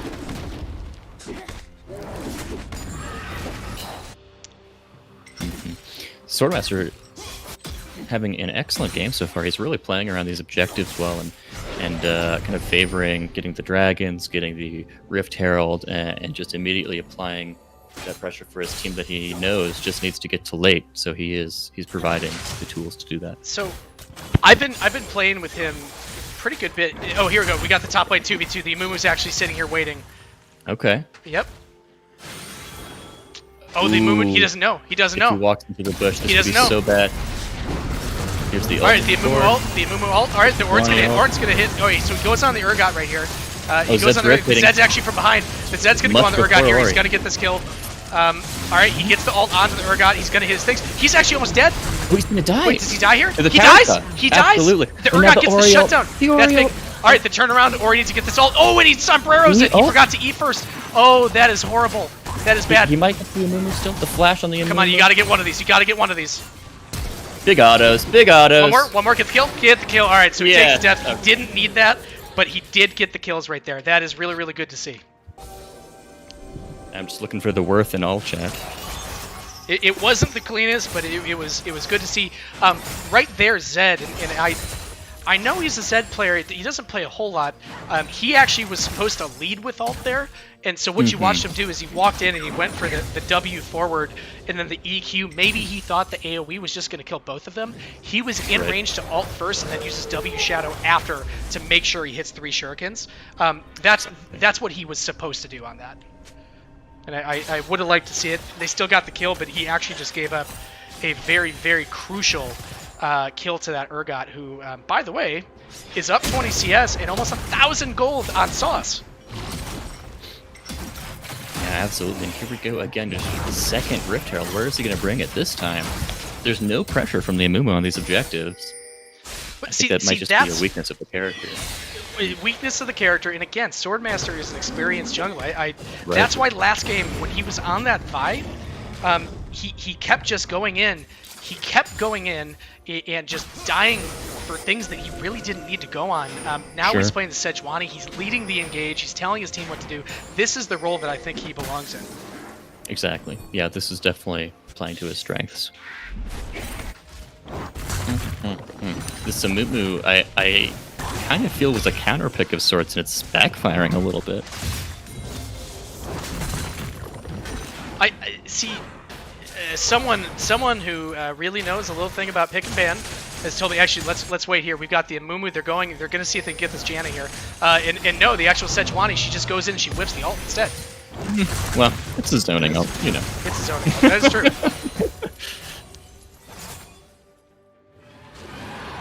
That's what my Sejuani ult look like. Straight into a wall. I'm playing enough Flex Q to see what that looks like. Okay. So right now, the Herald has been spawned. They're using it mid lane here, and yep, it's gonna crash. Of course, plates are down. Oh, we're seeing the TP. We're actually seeing the TP here from Sauce going in towards the dragon, and he's gonna Ornal, and they're gonna just try and catch him here. Look. Oh, he's A-clicking, I think. Look where these guys are. Look where these guys are. They're so far up here. This is nasty. The Ornal. Oh, he got onto the Janna. That's just instant kill on the Janna. I don't even think the Janna got to ult. She did get her ult off. The Urgot TP'd way too late. Yeah. The Morgbind here, of course, he's tanky. See that? I really like to see that. Bovie is calling out these plays. He's TPing the right places. Yeah. The one thing I will say is it doesn't look like, yeah, there was no blue team vision. So when he actually TP'd to this, I think it was actually out of range. Right. I think it was out of the range for that pink ward to go see it. And so they didn't even know it was coming. Yeah, absolutely. I think you're correct there. That was an excellent flank by Bobolini. Very proactive, really understanding of what his job is to kind of make those calls and get those plays and get his team back in the game here. Yeah. Well, so here we go. They've secured the dragon. Oh boy. Yep. There you go. That's a good black shield by Lemonella. That was well timed. Ooh. Oh, okay, you got the ult here. You got the ult here. You need the Kai'Sa to go on it, but the problem is you got the Urgot and the Ornn. You got the Ornn and Amumu flank rather here that prevents them from actually going in on that. I'm surprised we didn't see AI box right there going and ulting to the right side of the Morgana. Right. You know, he's been known to make those aggressive plays. I think. I guess for him. Oh, here we go. You can't be there. Can't be there. The Zed ult. Yep, he's dead. You really can't be there. Oh, Sandy's actually, yeah, Sandy's gone on the Janna, but there's nothing that they can do about it. The follow-up kill, though, onto the Ornn, so maybe not completely for nothing. Where did the Ornn die there? I don't know. I actually... I actually didn't see that. I must have totally missed that because I was looking at what was going on with the Kai'Sa.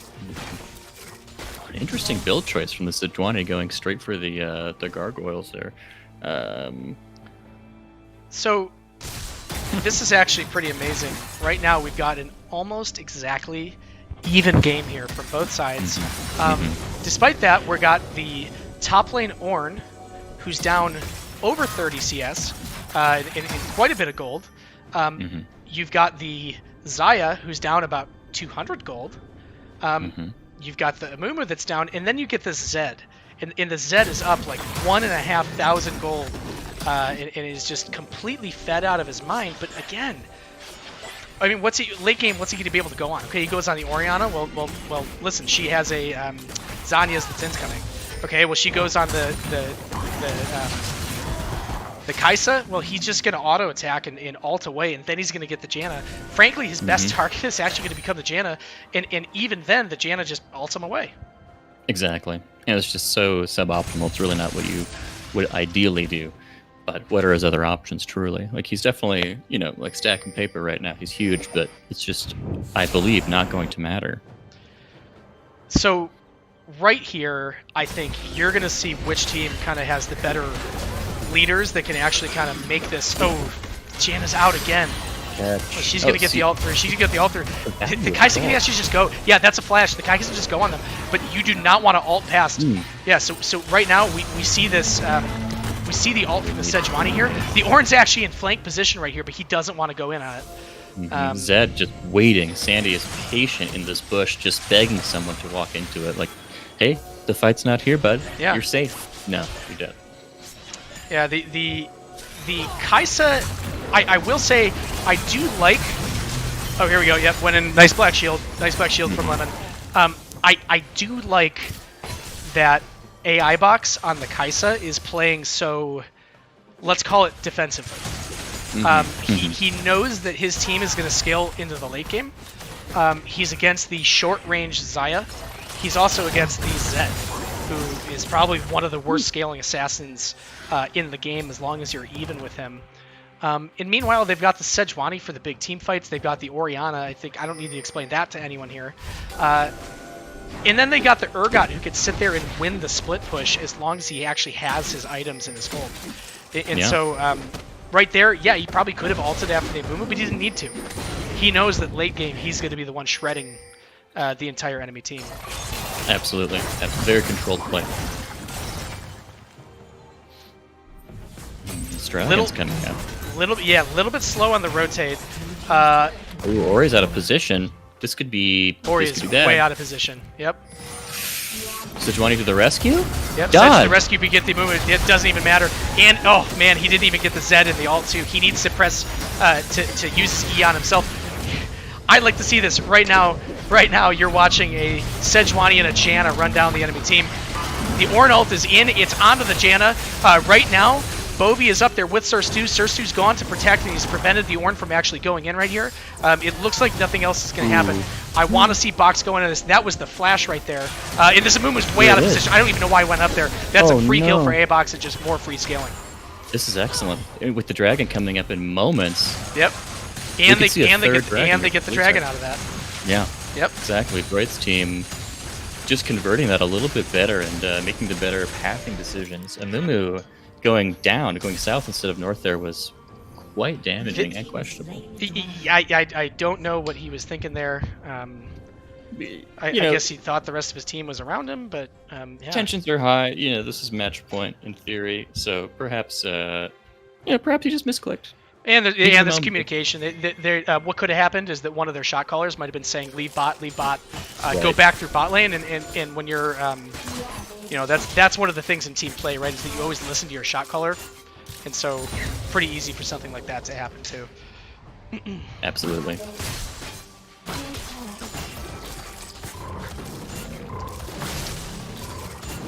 What are the stacks on this Seraphs?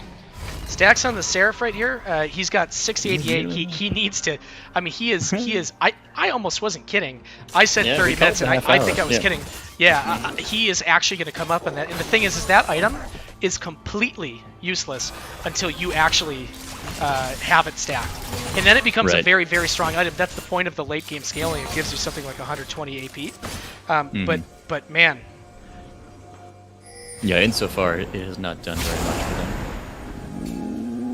This is interesting. So Ornn, I think the Ornn sees something up. Yeah, watch him right here. I don't even think he had any wards. I think someone is sitting there telling him like, yeah, they're coming topside. You got to get out of there. And he's sitting here in the bush. And he's going to wait till he's get some vision. And they actually have a ward right here. Exactly. So now he knows that that's where that team is.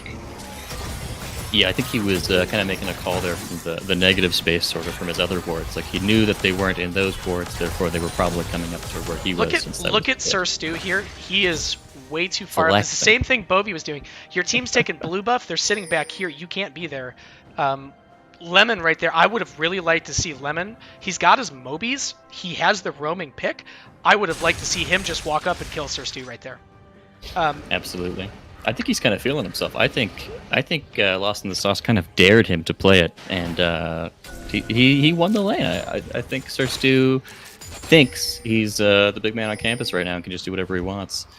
Well, and that's what happened with Bovie last game, and look what happened. He died 2 times. All right, delayed the game. Didn't end up making a difference, but I would look at this vision around Baron. You've got everything. You've got 1, 2, 3 pink ward. You got another ward there. You've got a ward here. You're double warded here. This is actually from Droid, from Droid here, and from the Orianna and the Kaisa who actually have this vision. That is some of the best warding I've seen. And look at this. Start the Baron. What are you waiting for? They're showing a lot of caution here. I think they really don't. Okay, want I like to see this. I like to see this. They're going to go on the move. They have to kill him. They have to one-shot him. So here, the Zed is actually gone. Zed is gone on the Kaisa. The Kaisa's going to die. Oh my god. The Kaisa completely misplayed that. He had to ult in. Chasing. So he goes in on that. The Kaisa, the Zed getting onto that Kaisa there was actually really, really, really well played. That was the thing that saved that entire team fight. Now by the way, what are they going to do Baron with? Exactly. Yeah, if Zed hadn't gotten the Kaisa kill there, that was going to be a Baron.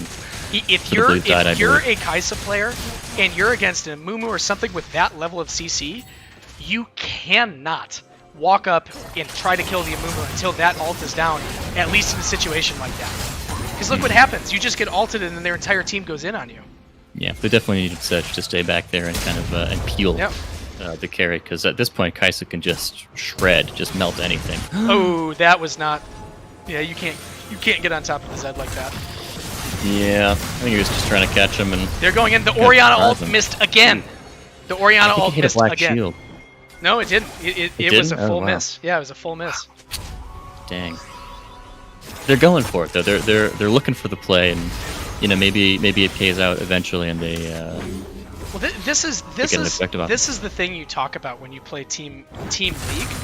The thing is your pick ban, your strategy, your macro plays around the map. Everyone loves to have the conversation, do the spreadsheets, you name it. Let me tell you, none of it matters if you can't hit the Oriole. Indeed, right. None of it. It's kind of what the character does, and if she doesn't hit it, it's a bit of a loss. No mobility. Wow, this Bush League. Hit me with the scoreboard, dude. I need that knowledge. I would like to see a QSS here from the Kaisa. I know it's not the big late game damage he's looking for, but between the Morgana and the Amumu and then the Ornalt, he really isn't getting a chance to actually fight in these fights. Exactly, right. You have to get so close to them. You could build a Banshees if he's really trying to go for the AP build. Yeah, they're trying to catch the Zed out here. It's actually a really smart item here, which is the Edge of Night on the Zed, because you have to try really, really, really hard to get on top of him. Meanwhile, Red Team here is prepping for Dragon. They're trying to get rid of these wards here, but the problem is like they can't. You've actually got Zed on the flank here. Yeah. Oh, they're going in. They're going to go in on this Urgot. They're just going to one-shot him. Oh, look at Sedge playing back, defending. So you're watching Sheds right here. They did get the Oriole. They actually saved him. They're onto the Zed here. All right, so Zed ult is down, and he's onto Music X. He's onto the enemy Orianna. It looks like he effectively's on it. He didn't even get hit with it. Now Kaisa's on it. Kaisa's trying to melt through this, but Kaisa's almost dead. Music X is almost dead. Kaisa's not dead. He's actually on the bottom here. Yeah, he's going to go for the ult here. Oh, he does it! He does it! He does it! He gets the auto attack on the bottom, and he goes up and hits the Q on the Zed. That was amazing to watch. That is a game-saving play from this AI box right here. This Kaisa. This is the soul. I thought he was going to go in on that, and he was going to get completely one-shot. He messed up the ult, and then he picked the correct order of how he auto-attacked them. That was impressive. Yeah, I'd like to see a clip on that. That was...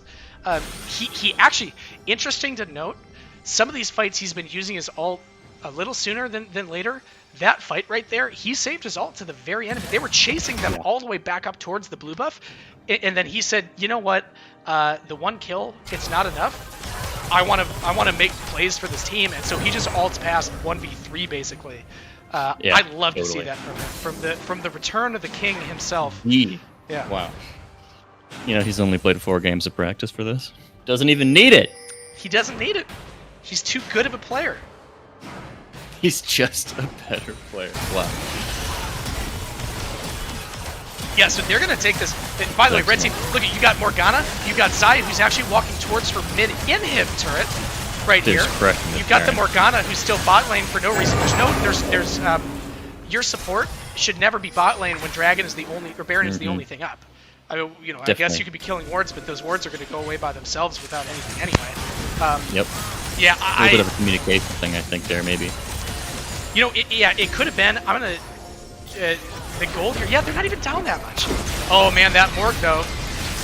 All right, so... But look at the Sejuani, it's just too much. He pops the gargoyles. Yeah, he pops the gargoyles the moment he gets hit with that. He's like, I don't care. What are you going to do to me? He has the Merc Treads. It only lasts for, you know, less than 2 seconds at that point. Yeah, like a second and a half or something. He doesn't care. He has the regen. He has the HP. Walk into him. He dares you. So the Zed here is going to prevent... He's going to stand back here. The reason he's not wave clearing is he's standing back here preventing anyone from flanking and diving. That's exactly where Zed should be. Ideally, he wants to get behind him and flank if they're actually trying to fight. I don't think that's what they're trying to do. They're just trying to wait out this barrier. But this Sejuani is very, very tanky. Oh, yeah, you almost, with these three top lane, with that Kai'Sa, he actually probably could have gone in right there with the Sejuani and just immediately killed the Morgana. Oh, there you go. Oh. Look at this Kai'Sa damage. Look at that Kai'Sa poke. I want to see him hit another one. Yeah, look at this position. Look at this position right here from the Sejuani. He doesn't care. You can dive this. The next time that this wave comes up, you go, you kill this thing, and you go and you dive, and you know, enemy team better, seriously. Yeah, I think they should have gone. They don't have their ADC. Their ADC is still in base. Just go on it. Well, they're playing safe. They have the Baron. Yeah, they're looking for the free tower, I think, and Swordmaster is just fully in his comfort zone here, just waiting, just keeping everyone off with his girth. Oh, here we go. Here the Mumu ults in. He immediately gets Janna out. That's exactly what Janna needs to be there for. The Zed is in. The Zed is in. He goes on the Urgot, I think. That was not what we wanted at all. He immediately died. This pick is not scaling for him. Oh, and the Urgot snipe onto the Ornn. Wow. That was incredible. That might have been the game-winning play right there. Is that Chris Kyle? That's snipe, dude. That was impressive. That was absolutely amazing. The aim, he actually like 7-10 splitted it through the entire enemy team. Straight down the middle. And they were going to look to end here. Oh, they should. They're a little low on HP. They should have. But I think they have it. It's just the bot lane. It's just the bot lane. Yeah. Here it is. Nathan says, Bovie dying to the Urgot to end the game. There's some like cinematic movie stuff to that right there. What a great game right there from Team Bovie. Taking it to a game 3. Excellent. I gotta say, that looked like a completely different team. I mean, and I do not think Kai'Sa gets through again. The pick ban was like again, game 1, they go and they pick the Jace into the enemy like slightly scaling mid-game mage for a player who's 2 ranks higher. This time they said, you know what, we're gonna make team plays. We're gonna pick a tank in the jungle who, you know, it's great if you have a Vi. He also went like 2-10 or 2-11. And so, like, the best thing you could do is press R on someone and hope that you get the kill. Well, Sejuani can press R on someone and then never die. In fact, actually, he went 1-0-12 that game. He actually never died that game. The unkillable god of death. Wow. Oh, beautiful, dude. That was impressive. All right, we got game 3 coming up. Thank you, everyone in chat. We're going to take a quick break, and we'll be back with you soon.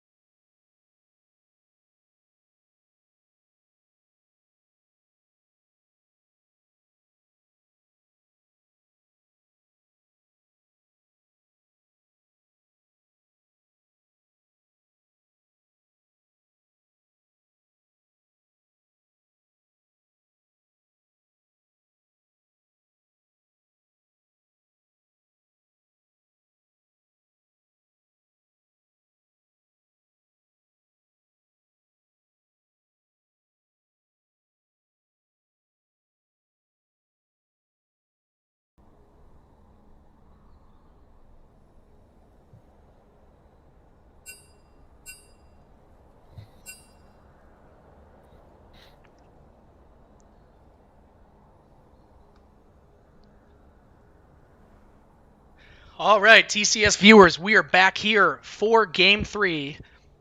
We are getting ready to start, and oh boy, this is going to be an exciting one. We've just watched two really, really good games from both teams. I expected that Team Droid, after that really just unfortunate loss, Game 1, was not going to be able to pull it back, and they did. They picked a great team comp. They went for the team fights. They actually used their words and their leadership, and that was pretty amazing to watch them come back. So we're here for Game 3. We're getting ready to start. Any other thoughts, Joa? No, I think you summarized it nicely. They really made the changes they needed to make to get that win in, and I think this game is going to be even more macro focused than the previous game. I think both teams are looking to take their winning strategy, which was the same for both sides, and apply it. So I think this is going to be a bit of a mirror match, and it's going to come down to the execution. So Game 1 from Bovi's team, we saw a Caitlyn, a Zach, and an Ezreal ban. Do we think they're going to take the same strat, or are they going to leave something up? What do you think happened? My guess is that they just leave it the same, but I could see an adaptation where they perhaps take away some other pivotal champ that was super strong for them previous game. But I think they're going to leave it the same. It's all reliable. Those bans are critical. Those are like real strengths for the other team. So I would be surprised if they differ. Yeah, I would say. I mean, the thing is that Game 1. Mm-hmm. That Game 1 was a very, very, very convincing game from Team Sauce, and so the pick ban worked fine. Here's the only thing that you have to consider, is that there is absolutely no way that Team Droid goes with a similar pick that they did that first one. I think they're going to completely change it up. It worked great with the mage mid. They can actually get box on some kind of hyper carry. I appreciate that they came out with something that was like trying something new. But yeah, I think their pick ban's going to be different, and so I think if you're Team Sauce, you have to recognize that they're not going to do the same thing. They're going to try something completely different, and the pick bans might have to change a little bit. That's fair. I think that's a good take, and perhaps it would be a mistake to be so repetitive and just do the same thing twice in a row and expect it to work, especially against such seasoned players. You think Droid is on an engaged champ this game, rather than Janna, such a kind of a late game Peely support? I don't think so. I think that worked out really, really well. Yeah. Last time with the Janna. I mean, there were a few of those. Zed went in a couple of those and immediately got Janna ulted. I think the Amumu in that last top fight did the exact same thing. Yep. I really like that pick. Frankly, I don't think they should let that through. I think there's just kind of too much to ban. Yeah, there is quite a lot to ban. I wonder if they change it up a bit and actually ban the Janna from Droid. Like he really put in work that game. Maybe be understated because of the other flashy plays, but it kind of enabled those plays. Yeah. All right, we are here in lobby. All right, so I think they go with the same strat as you said. There's really no reason for them to switch up their bans at this point. Yeah, here we are. We're already seeing it. Game 1, they knew that they wanted Box to be on something that wasn't going to allow him to carry. I actually think right here. So we're going to see if the Urgot ban's coming. I think it's going to happen. Yeah, I think it's going to happen. I don't think they want to give it to Bovi. I think right here, if you are Bovi's team, you look to first pick the Morgana. It's something that Lemon is clearly pretty experienced on. Right. And you don't really... There's not really any contested picks on the rest of the board, unless he wants that Mordekaiser, which could be the case. Nothing but a whiskey delta.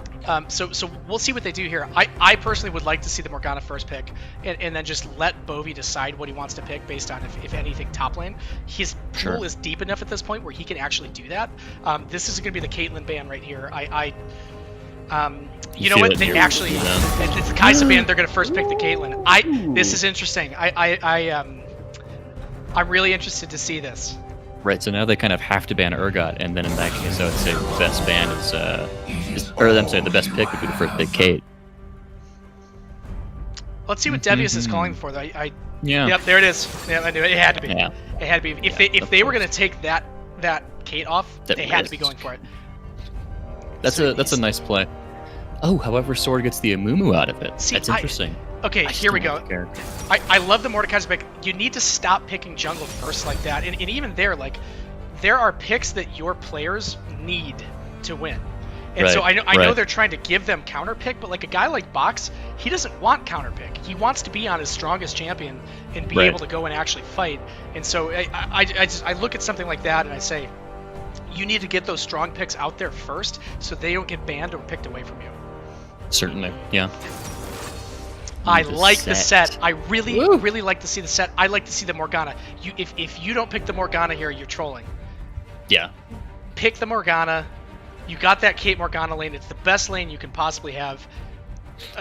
Lemon has shown last game that he's a good Morgana player, so he can play that. The problem is it's going to get banned away. Nami, yeah, I don't agree with that. I think you need to Kate Morgana.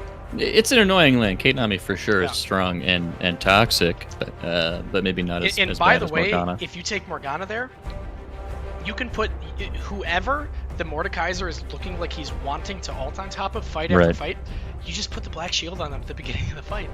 What can you do? Yeah, absolutely. Untouchable. I wonder if there's something he didn't like about his Morgana last game, because I thought his Morgana was good, or good enough anyway. But yeah, I'm interested to see. All right, so bans here, top, bot lane. You've got mid and jungle. I would be. Yeah, I was gonna say you got to take that away, and then I think you leave the Zed up. I wonder if they ban the Janna, just so that he's off his best character, and then he could pick something like Lulu still, but perhaps not as be not as effective. Sorry. But I kind of think that there is an Azir pick coming. That's my hot take for the mid lane. See, this is one thing right here. Look at this. You got the Ezreal ban, you got the Kai'Sa ban, you got the Caitlyn pick, you got the Lucian ban right there. You're putting Box like 6. You're putting your carry like 6 or 7 picks back. Exactly. From what he wants. Think what I could offer. I mean, just first pick ADC. There's really no reason not to. Jungle's going to be able to find his champ either way. Mid's probably going to be able to find his champ. That's interesting. Yeah, the conceptually the reason behind that is the quickest way for a Nami Caitlyn to die is actually to get engaged on or flanked on. I can understand why I can fully understand why that Nautilus is being picked away. Right. Yeah, someone's saying he has a big enough pool. His pool is decent, but he has a couple champions that he carries really hard on. You want to get that first. Like AI Box isn't a big MF player. When you look at his ranked histories, that doesn't show up even top like 4 or 5 ADCs. You want to get him on something early, and then you take Music X, and he can probably play a couple mages pretty well. Swordmaster, there's really no reason. The moods. Okay, fine. You give away the Amumu to D-Brand. Fine. Okay, pick the Sejuani. Like, what do you have to lose? I don't know about the the Ziggs pick. Yeah. This comp, yeah, I have to say, like regardless of how it shook out, this composition on the left here for Sauce's team does not really excite me. I don't know. I'm not very enthusiastic about it. I gotta say. So I'm gonna agree and I'm gonna disagree. Okay. The Rammus, I have no idea where that came from. Rammus is probably the worst pick they could have picked into the enemy team. Rammus is against AD champs. Well, you got an MF here, right? Beyond that, I actually really like the Ziggs after those Nami buffs to her E. She actually buffs all of the Ziggs poke, and so between a Caitlyn with a rapid fire cannon and a Ziggs. Coming down mid lane and saying, I don't even care about anything else besides your towers. I'm just going to go kill your towers over and over and over again. That is brilliant. Set gets to go park himself in a side lane and beat the hell out of the Mordekaiser. The Ziggs, Kate, and Nami trio goes and sieges any lane they want to, and there's really not a whole lot you can do about that. And so you have this, and then you have the Rammus. Okay. And it's like, what? It's like, where does it fit into this puzzle, into this composition? Yeah, like so he's a Nunu player, for example. Nunu's actually Mhm. still up on the table, and maybe he was feeling like he wasn't as comfortable with it, and that would make sense. But yeah, I would have liked to see him on that because the Rammus just does not fit into this team comp. Sure, like they're going to be pushing super hard. Like, is Rammus a good tower diver? Right. Uh, sure, if it's like 20 minutes and he has like 4 items or whatever. Like a ton of armor, yeah. Yeah. Well, so the funny thing is with Rammus, his early tower dive isn't actually that good. And the reason is that he has to go and he has to tank aggro first, and then he turns on his W, which gives him the hour or the armor. The problem is that as he runs away, his W slows him now.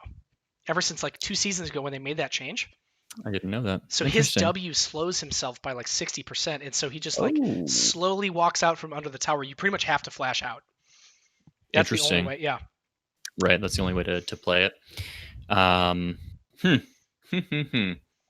mean, I will say Rammus, I don't foresee him building a lot of armor, but if he gets some of that armor, you hit that 20 minutes thing. You've got your Ziggs, Kate, Nami combo who are going to be going and pushing all of these towers, and then the Rammus just goes under the tower, turns on his W, and just like sits there and takes 20 tower shots, and you dive whoever the hell you want. Meanwhile, Set is top lane, and I don't know enough about that matchup to know who wins it. I will say I think after last game with Bovie on the Ornn, trying his best to kind of do his best and give the team that utility pick and actually losing to the Surstu Urgot, I think he's going to be out for blood. And I think someone dies level 3 this game in the top lane. That's going to be my call right now. I know he's going to want to sort of prove it, so to speak. Right. Yeah, Surstu kind of called him out last game. I think he did.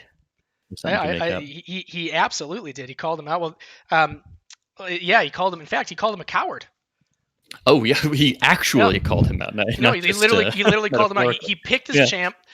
He picked his champ, and then at the end of that game, I mean, Quirkiness Nathan in the chat made the best point.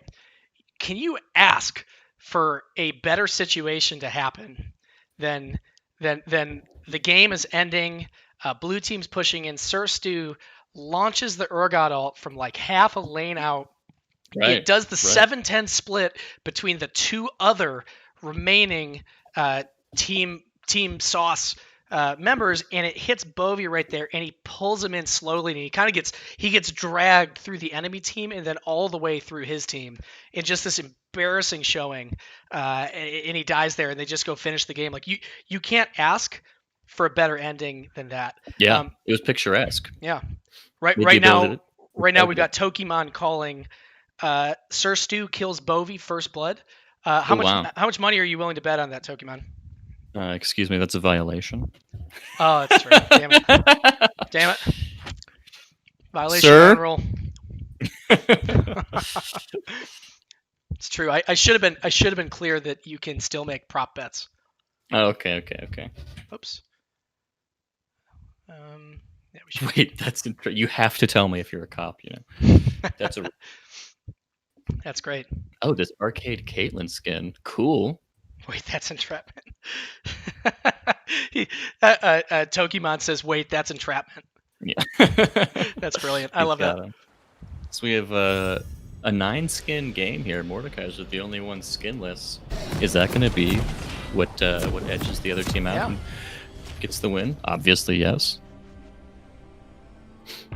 No, I think we're in for a great game here. I'm liking the comp from Red Team. We talked a lot about the top lane matchup, but Misfortune Braum is pretty explosive. I feel like you get a couple of those Qs, those beautiful RNG Qs, and that can really decide a lane. Just a little stun. I do really like the Braum into the Caitlyn, because he like the thing is like with Caitlyn, you want to get people into those traps. You want to get people into those traps. You've got the bubble. Well, the thing is that whenever you hit all those obvious traps, the Braum goes in front of it, and the first thing that hits the Braum, he actually mitigates the entirety of the damage. Exactly. It's not the after that very first hit, it's a percentage. That first hit, it is the full damage. And so as long as he blocks the Caitlyn headshot, like 90% of what makes Caitlyn good is gone. So it's a really good pick into it. Yeah, I absolutely agree. I think Droid is was maybe MVP of the previous game, and I think he's going to make a similar show in this game. There's so much potential. I do believe the Braum shield actually can block the Ziggs ult if the angle is correct, and we can block the Nami ult and of course the Caitlyn ult and most Cricket actually. So I think there's a lot of potential here for a big Braum showing. Oh my God! Every game 3 for 3 here. We have Lost in the Sauce just waiting in that bush to engage at level 1. Coming out a little bit ahead this time. Oh my God, we're getting smorks in the chat.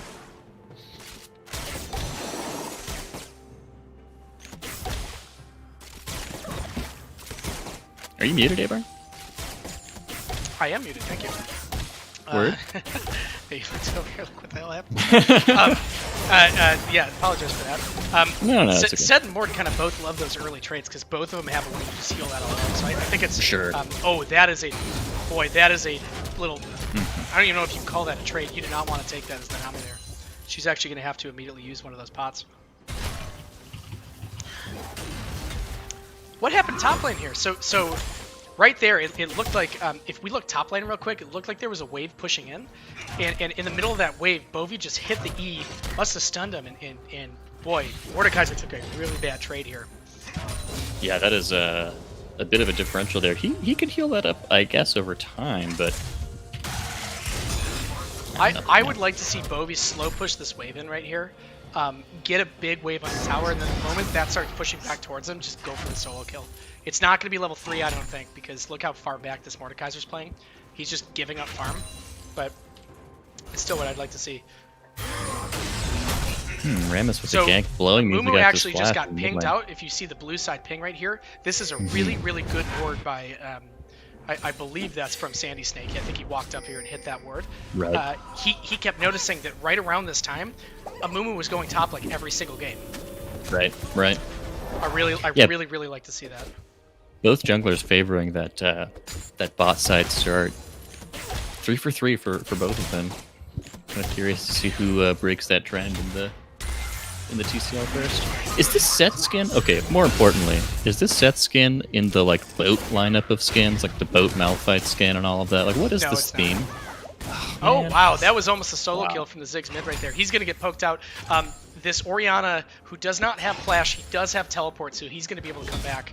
That I honestly will think is the thing that's gonna keep him in the game here, because the enemy Ziggs has a heal. So depending on how the wave management goes from the Ziggs, the Orianna will be able to TP back and at least stay pretty even on farm here.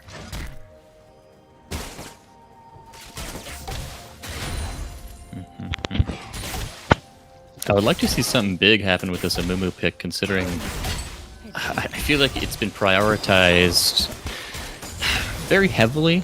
You know, like they picked it right away. It was banned a few times, or I guess the first game. And now it's been picked over Sejuani, which is like a similar champ. I feels like the same role, but it's actually good. So what's going to come of this pick that Sejuani couldn't do, which he just had an excellent showing on? Yeah. So the reason he picked it because D-Brand was looking for the Mumu every game. Okay. He did game 1. He did a game 2. Certainly. So he said, you know what? We don't want to play against the Mumu. Let's not waste a mana. Let's just pick it because if you can play Sejuani, you can play Mumu. Sure. Mumu is easier than Sejuani. Yeah, because he can do less stuff. You can do less stuff, but it's easier to do things. Yeah. So one really nice thing to see. Oh, here we go. Oh, we got the Rammus ult coming in. The taunt is in. Music X is going to have a really hard time getting away from that. Yeah, he didn't have flash from that earlier. Whether he was ganked, I didn't even remember what took his flash. But yeah, he was pushed really, really far up. And, yeah. I guess I didn't like the Rammus pick, but it is really good at picking apart people who are out of position in a way that many other junglers can't do. It can be a very punishing pick, yeah. Like, definitely play around a bull, but if they don't, then you're in a good way.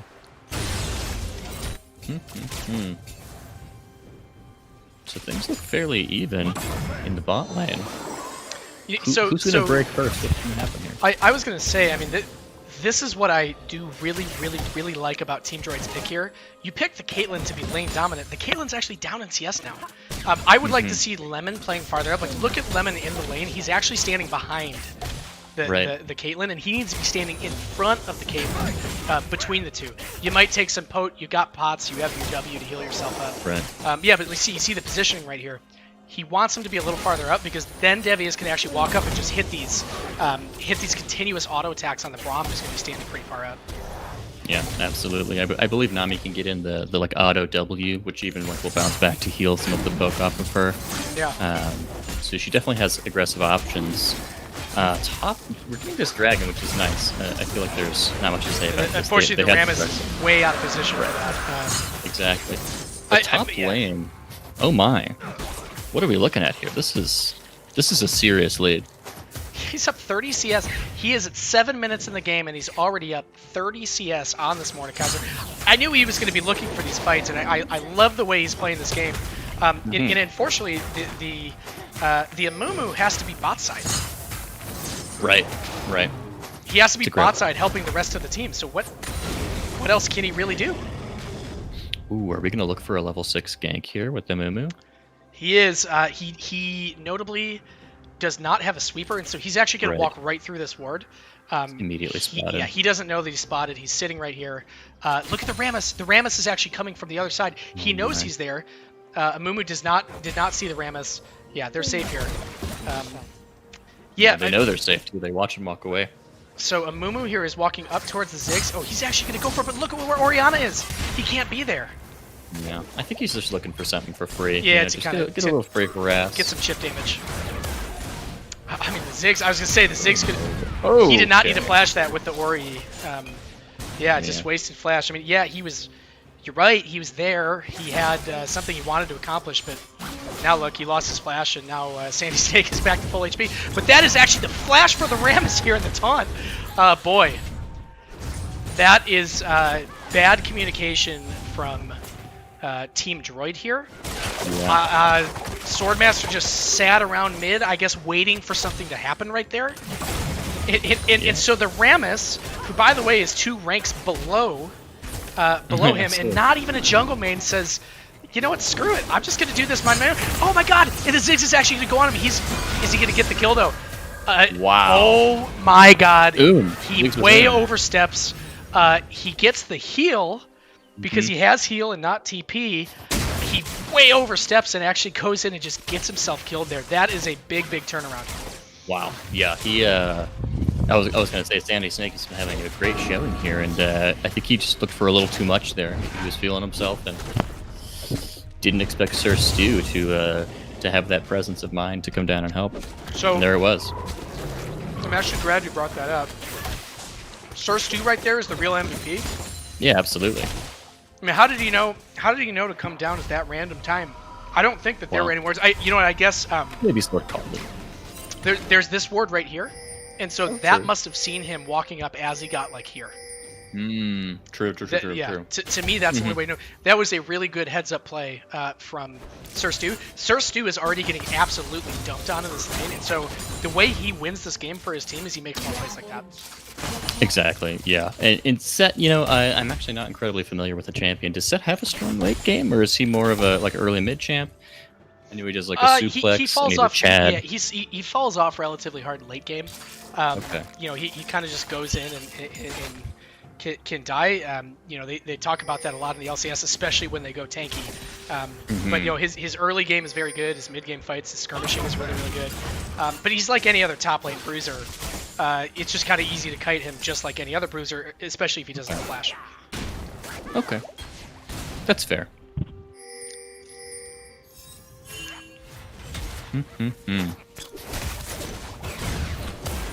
Oof, Swordmaster taking some serious poke from the Ziggs, who's essentially gotten man! Oh no! And he just gets run down with the Rammus and the Ziggs. We got 2 separate fights here. The Mordekaiser just get absolutely dumped on. See, that's what we wanted out of the set pick.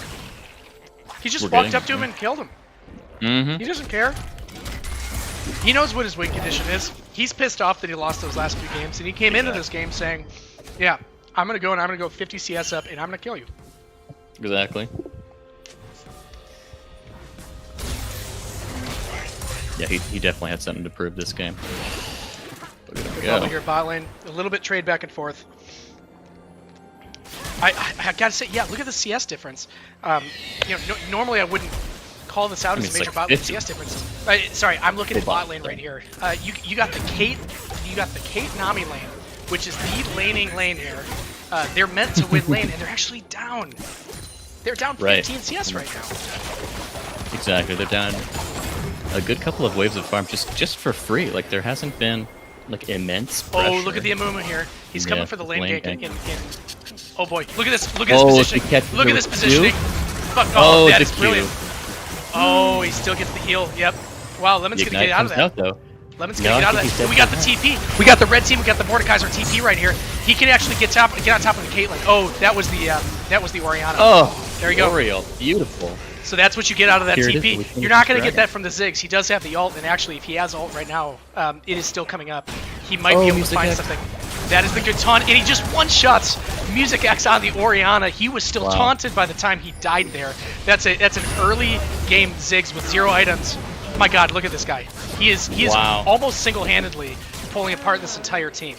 The Rammus is queuing into them, taunting them, and then by the time the Rammus taunt is over, the Ziggs has already killed them. This is incredible to watch. Absolutely, yeah, that was an excellent performance there in that fight. He's putting the carry pants on, man. He didn't have a great game on Zed last game, but now he's back at it. He's on a big mage. He's doing his thing. He's huge. He's 5'1". Well, I think the worst part about his Zed is that he picked Zed into that enemy team comp. I thought he played already. He tried to get the leads that he could. Sure. No disrespect to his play. I think the pick was just kind of handicapped from the start. This Ziggs is, if they can't shut this down and get the Orianna ult on top of the Ziggs and either have Surstu get in and ult the Ziggs or have the Amumu ult go on it, there's absolutely no way that they're going to have a chance to win this game. Yeah, he's going to end the game before they get the chance to get to late. He's a powerhouse right now. He's just going to go and eliminate turrets and delete them from the map. I love watching these trades from Bovie. He should have W'd right there to stop the Mord Q, but yeah, he's so far ahead, there's nothing he can do. Bovie's ahead, mid lane is way ahead. Bot lane is behind. You've got a Caitlyn, and once you hit a certain point of the game, that's going to be useful anyway. What I'm waiting to see here is the AI box. The thing is that if you get an Amumu ult on those three, Ziggs, Caitlyn, Nami, it doesn't matter what the game state is, they die. They're going to just get deleted. They die. Yeah. Right. So we have the big CC. Yeah. We have the damage from the layered ults. Absolutely, the potential is here for a really nice, like 5 vs 5 team fight. Bovie wants it. Bovie wants it. Oh, he's taking the ult too. See, if there's no flash, so okay, there is a flash. There is a flash from Mordekaiser. The Ziggs actually just roamed up. Yeah, didn't get him that low, but it looks like they're gonna go and see what damage they can get on this. Chip gets some damage. Ziggs, yeah. All right, we got the 3v3. Oh, he's back in. Amumu's back in. You got here's your MF ult. He's actually not gonna get through the Rammus. It was a nice Q, but there's just no follow-up. The Rammus, like Estepeke once said, was too tanky. Right there, the set goes in. He hits the set E. Orianna's actually roaming up right now. This is not a good place for her to be. The moment that Ziggs realizes she's there, the Orianna's here. She's gonna try. Yeah, look at Ziggs. I think Ziggs is actually gonna go and push in that lane, mid lane, and just say, you know what, you're gonna lose the CS. Someone's gonna lose the CS. Exactly. So yeah, they're actually swapping here. Away tier 2 and. This is the game I wanted to see on Bovie, and I hope as we transition from this lane phase to an actual team fight phase that he can keep that usefulness up. Because he's got his Borg now, he's obviously still squishy.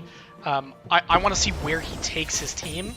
It's great that you can win lane, I want to see where that actually goes. Exactly, yeah. If the fight bottom lane was any oh, here, we're going in, we got a Rammus. This Brahma's just dead. This Brahma's dead. Yeah, it's too quick. Got the jump up. Oh, that is yep. The Ziggs comes in from the flank. The MF never had a chance. He didn't even have his flash up. I don't know why they were so far up when they didn't have vision of anything. I think he knows why that was wrong though. Yeah, I think that might be just the story of the rest of this game, unfortunately. The Rammus pick, which I'm going to say I judged. I was judging pretty heavily. I thought it was a bad pick, but its ability to just get in there and grab somebody if they're out of position is so high. Yeah, I gotta say, I am surprised. I was really against this, but he goes Rammus. He maxes the Q, and he just every time he possibly can, he throws his Q. He sits by the Ziggs all game long. Like these two are roaming duo. They may as well be the same player here. Yep. Completely. Oh, so he actually wants the Ziggs here. Okay, so he blocks the. Oh, but he misses the skill shots. Yep, he's gonna die here. That's a tilt play right there. He tried to go on it, and he actually just missed his basic skill shots. He could have had the kill there. Man, maybe not even. The heal was up for Sandy Snake for the Ziggs, and he was actually holding on to it to try and bait it. You know, I appreciate what this guy's trying to do, but he's got a he has a bramble vest. He has a bramble vest, and he's got a Leander. He has 0 magic resist, 0 pen, besides what he gets out of his E. Yeah, that's a tilt play. I agree. I think that was a bit of a desperation play. We're seeing kind of flashbacks to the first game with Sir Stu, but you know, it's only 17 minutes. We could see it's what is this, about a 5k gold lead. Yeah. I'd say Red Side could still pull it together. We still have this insane team fight potential. They just have to get together and make it happen and stop being caught out. And so right here they set up vision. They're actually not killing this ward. They do have vision of it. I think they were not killing it to try and show that they're not there. But look at the Caitlyn. She actually has the range. She just kills the pink in front of it.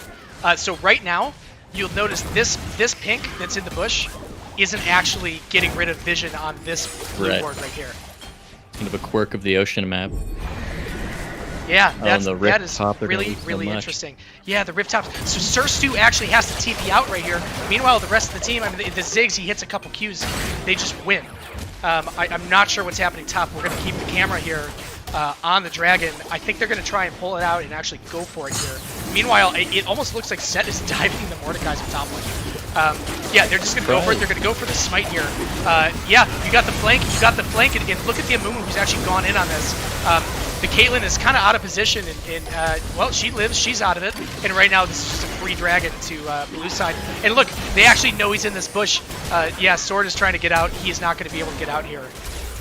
He's going to die, and this is going to be the drag on the blue. I will say, they actually had a chance right there to pull that back.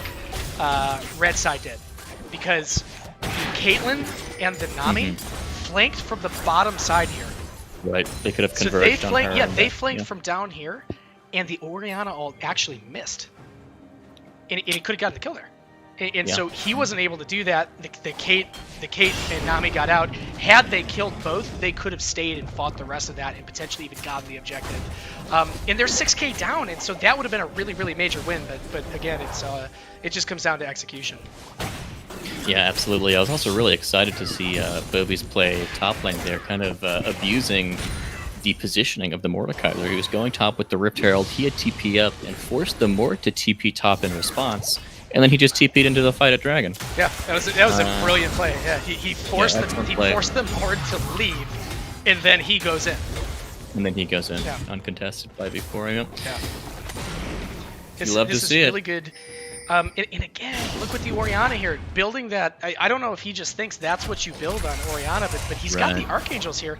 That's not doing him anything because he doesn't have that stacked, and he's not gonna have it stacked. He's not even halfway through it. Here we go. We got a fight here. We potentially have the Set here, Lost in the Sauce, caught out. I believe the Mord's actually not gonna go on. He's actually just too strong. He can just run at him. Here we go. Up top here, we've got the MF just getting the free kill here on the Rammus, who was just way too far in, and we've got a 1-for-1 out of that fight. Even so, she has to drain the whole Misfortune ult to get the kill. Whew. Yeah. So right now you see Red. They're pinging this wave that's bot. Someone probably has to go and address that. But you're going to see this right now. You've got the Ziggs. You've got the Caitlyn. They're both still alive. What's going to stop them right here from walking up and just taking this tower? MF ult's down, so she can't use her ult with this. Braum can stand in front and maybe look at that. There's nothing they can do about this. And meanwhile, this is going on. You have the Set, Lost in the Sauce, who's just sitting top lane and pushing this in. Yeah, look at this. Who's gonna be able, the Mordekaiser's on his way to go stop him, but what's he gonna be able to do? Look at this. I almost want to call this like a push comp. Like they just have all of this wave killing, all of this like tower killing ability. Look at this. So the Mord is trying to get him away from killing the tower. And instead, Sauce just keeps killing the tower. The mortar's actually beating on him, and he sits there and takes the tower completely I'm going to call it uncontested. There was nothing. Yeah, that was nasty. That was a flex. Here is the issue here. This is, you have a siege comp right here from the blue side, and the problem is this mortar can no longer, even under tower, can't actually go up and match the set. And so what that means is that red team, Team Droid, has to go send someone else to kill the set. And now you've sent someone else. You could probably have to send Ori or Misfortune, because who else is going to be able to stop it? Maybe the Amumu. And the moment you do that, well, what's the siege comp going to do against you? Exactly. The siege comp is just going to come and take your towers, and you got a Ziggs who at this point in the game, he can take the tower with his W once it's at like 35%.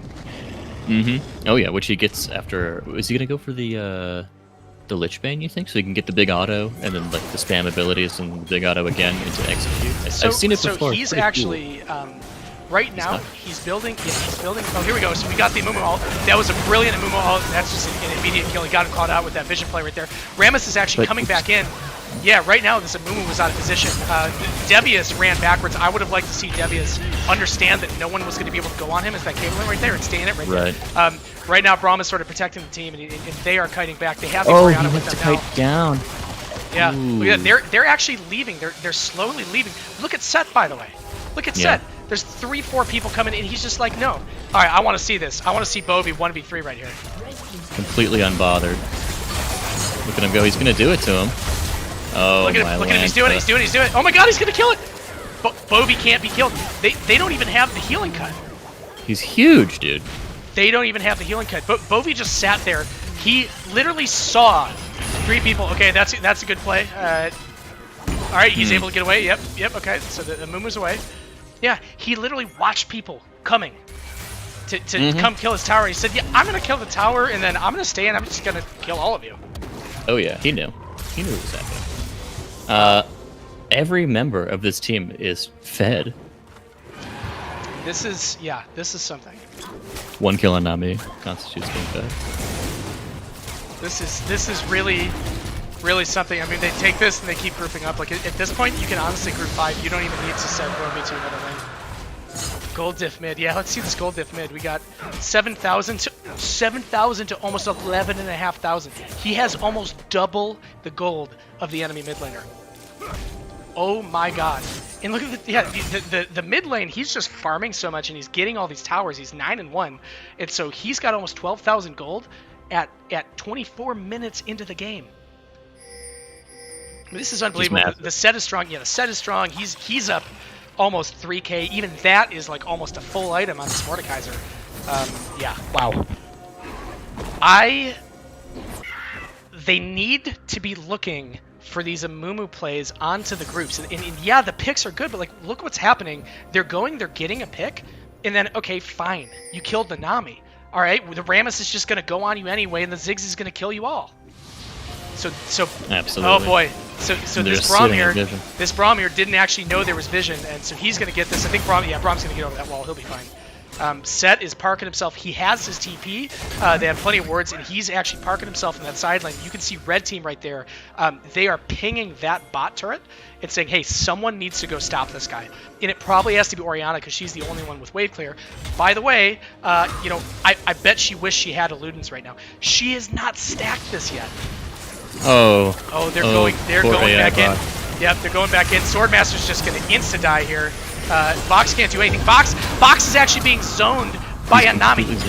He's being zoned by a Nami. Look at Bobby here. Bobby's just going to go in. Oh, Mordekaiser just killed the Caitlyn. That's really big right there. Yeah, the Nami's up here. The set, I think he's just going to try and go. Yeah, he can't. All right, that was really well played by Vox, who kind of... He sat at the edge of what he was going to be able to have space to do. He didn't get killed. He didn't get flashed on. But yeah, they still had 3 people die right there. It looked bad because his total auto attacks in this fight is like 0, but it's what he had to do. Like if he had walked up, he would just be among the dead. The Braum was way out of position. The Braum needs to be between the rest of the team and him, and he needs to have his shield up. At that point, screw the Nami. What's the Nami going to do? But the Braum was kind of caught out. He couldn't find his way back. He got into the middle of the team fight instead of standing.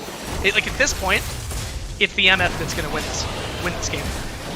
Exactly. Yeah. The MF actually has the goal. Yeah. So this is they do not have Caitlyn. This is actually taking it going very, very slow for Team Sauce here. Yeah, they just kind of walk up and say, "Yeah, we're here. Stop the Baron. You had your fun. Now get the hell out of Baron Pit." This vision from Sauce's team is incredible. Up in red side to red side. Look at all of his wards. They just cleared like 4 of them. They still have 1, 2. Exactly. And God, they keep getting this one down, and then they have the 2 Baron wards here. Yeah, I like seeing that. I mean, we're seeing the leadership right here from Team Sauce. They're calling. They're saying, "Hey, get these wards here." They're pinging them out, telling them where to put them. This is really, really impressive to watch here. We do not have a dragon spawning soon, so you know I like that they're playing together. I get a little concerned when I watch red team kind of going up and running around their jungle without any wards. Right. Just floating around the jungle, just waiting for the next. Yeah, well, you're down 22-6 and almost in like 9k gold. Exactly. The Rammus is just gonna go in and press his W, and what are you gonna do? Nothing. This Mord actually completed the Thorn in the second. You love to see it. He's kind of in a bad spot. Like I feel like any item he builds here is not going to be able to do everything that it needs to do. But even though that's the case, I'm not sure the Thornmill is the best call. Wow. What is it going to take for this game to not just end here in the next like 5 or 6 minutes? The thing that I'm not understanding is I don't. The one thing I think that Team Sauce is missing here is understanding of what their comp is really good at. Like I don't even know if they're sitting here saying, "Hey, we're a siege comp," because what you can literally walk up. You have the Ziggs who can just zone them all back literally by just throwing bombs. You don't have to do anything else. Bovie sits with them. He doesn't need to be out there splitting. He just sits with them, and they walk up and they kill the tower. And by the way, what do you think Kate does? She sits there. She puts a trap line down behind their towers. What are they gonna do? Yeah, they're like I appreciate they're playing this game slow, but they're up 22-6. They have a siege comp, and they're still sitting here like it's hard for them to siege towers and get hits. Like that should really never be the case. That being said, this is the soul here. I mean, oh my God, look at that! He walked into the trap, he flashed, and he immediately got one shot. That is a tilting kind of game over move right there. With that soul, they had to contest it, but what are you gonna do with the trap line? Oh my God, the Rammus is just ringing the dinner bells. He's running them down. Yeah, this game is over. This game's slaughter. Gonna be finished. Yep. The Amumu with the flash. And guess what? Yeah, I knew what he was trying to do. He said, "Hey, we lose if we don't." Here is exactly what they're doing wrong. They're going for the Baron. Just go in the game. Put these guys out of their misery. They're gonna lose the game. It was sad to see. I agree that they probably had to make the play, but that's just the but they needed to be there 30 seconds earlier. Yeah, absolutely. Yeah. Here's your one. Look at the Mordecai's just standing still. He's just standing still. Oh my God. He must be tilted. Absolutely. Maybe that's some of the difference between these players is the mental fortitude, you know, to take that early loss and not have that always be followed by an early defeat as well, or a late defeat, I guess. Well, and again, we've been making this point. I mean, it's the reason why in TCL we picked captains by vote instead of rank. Rank is great when you play Team League of Legends, especially in a situation where you've got a bunch of high-ranked and a bunch of low-ranked players. Your ability to lead a team is infinitely more important than your ability to win your lane or things like that. Right, to win lane or pick some OP character or whatever. Right. I'm getting a lot of background noise from you, by the way. Yeah. So here at this point in the game, I want to see this Ziggs, Nami, Caitlyn combo go and just siege a tower. You've got the Baron, you've got the Soul. I don't want to see Set Split pushing, and he's not. He finally just said, let's just go end this freaking game. Yeah, Mumu's gone. What's he doing there? you have no vision in your like jungle entrances. You're just sitting there taking a camp. Like at this point, that extra camp isn't going to be the thing that wins the game. So just don't take it.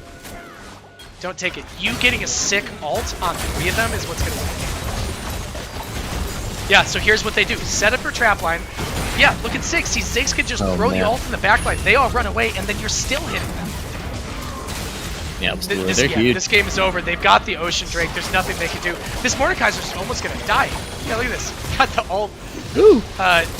Yeah, Box has to flash away. I mean, just the Rammus alone. Oh my god, the bubble. The Lemonilla bubble stops us. Yeah, this game is over.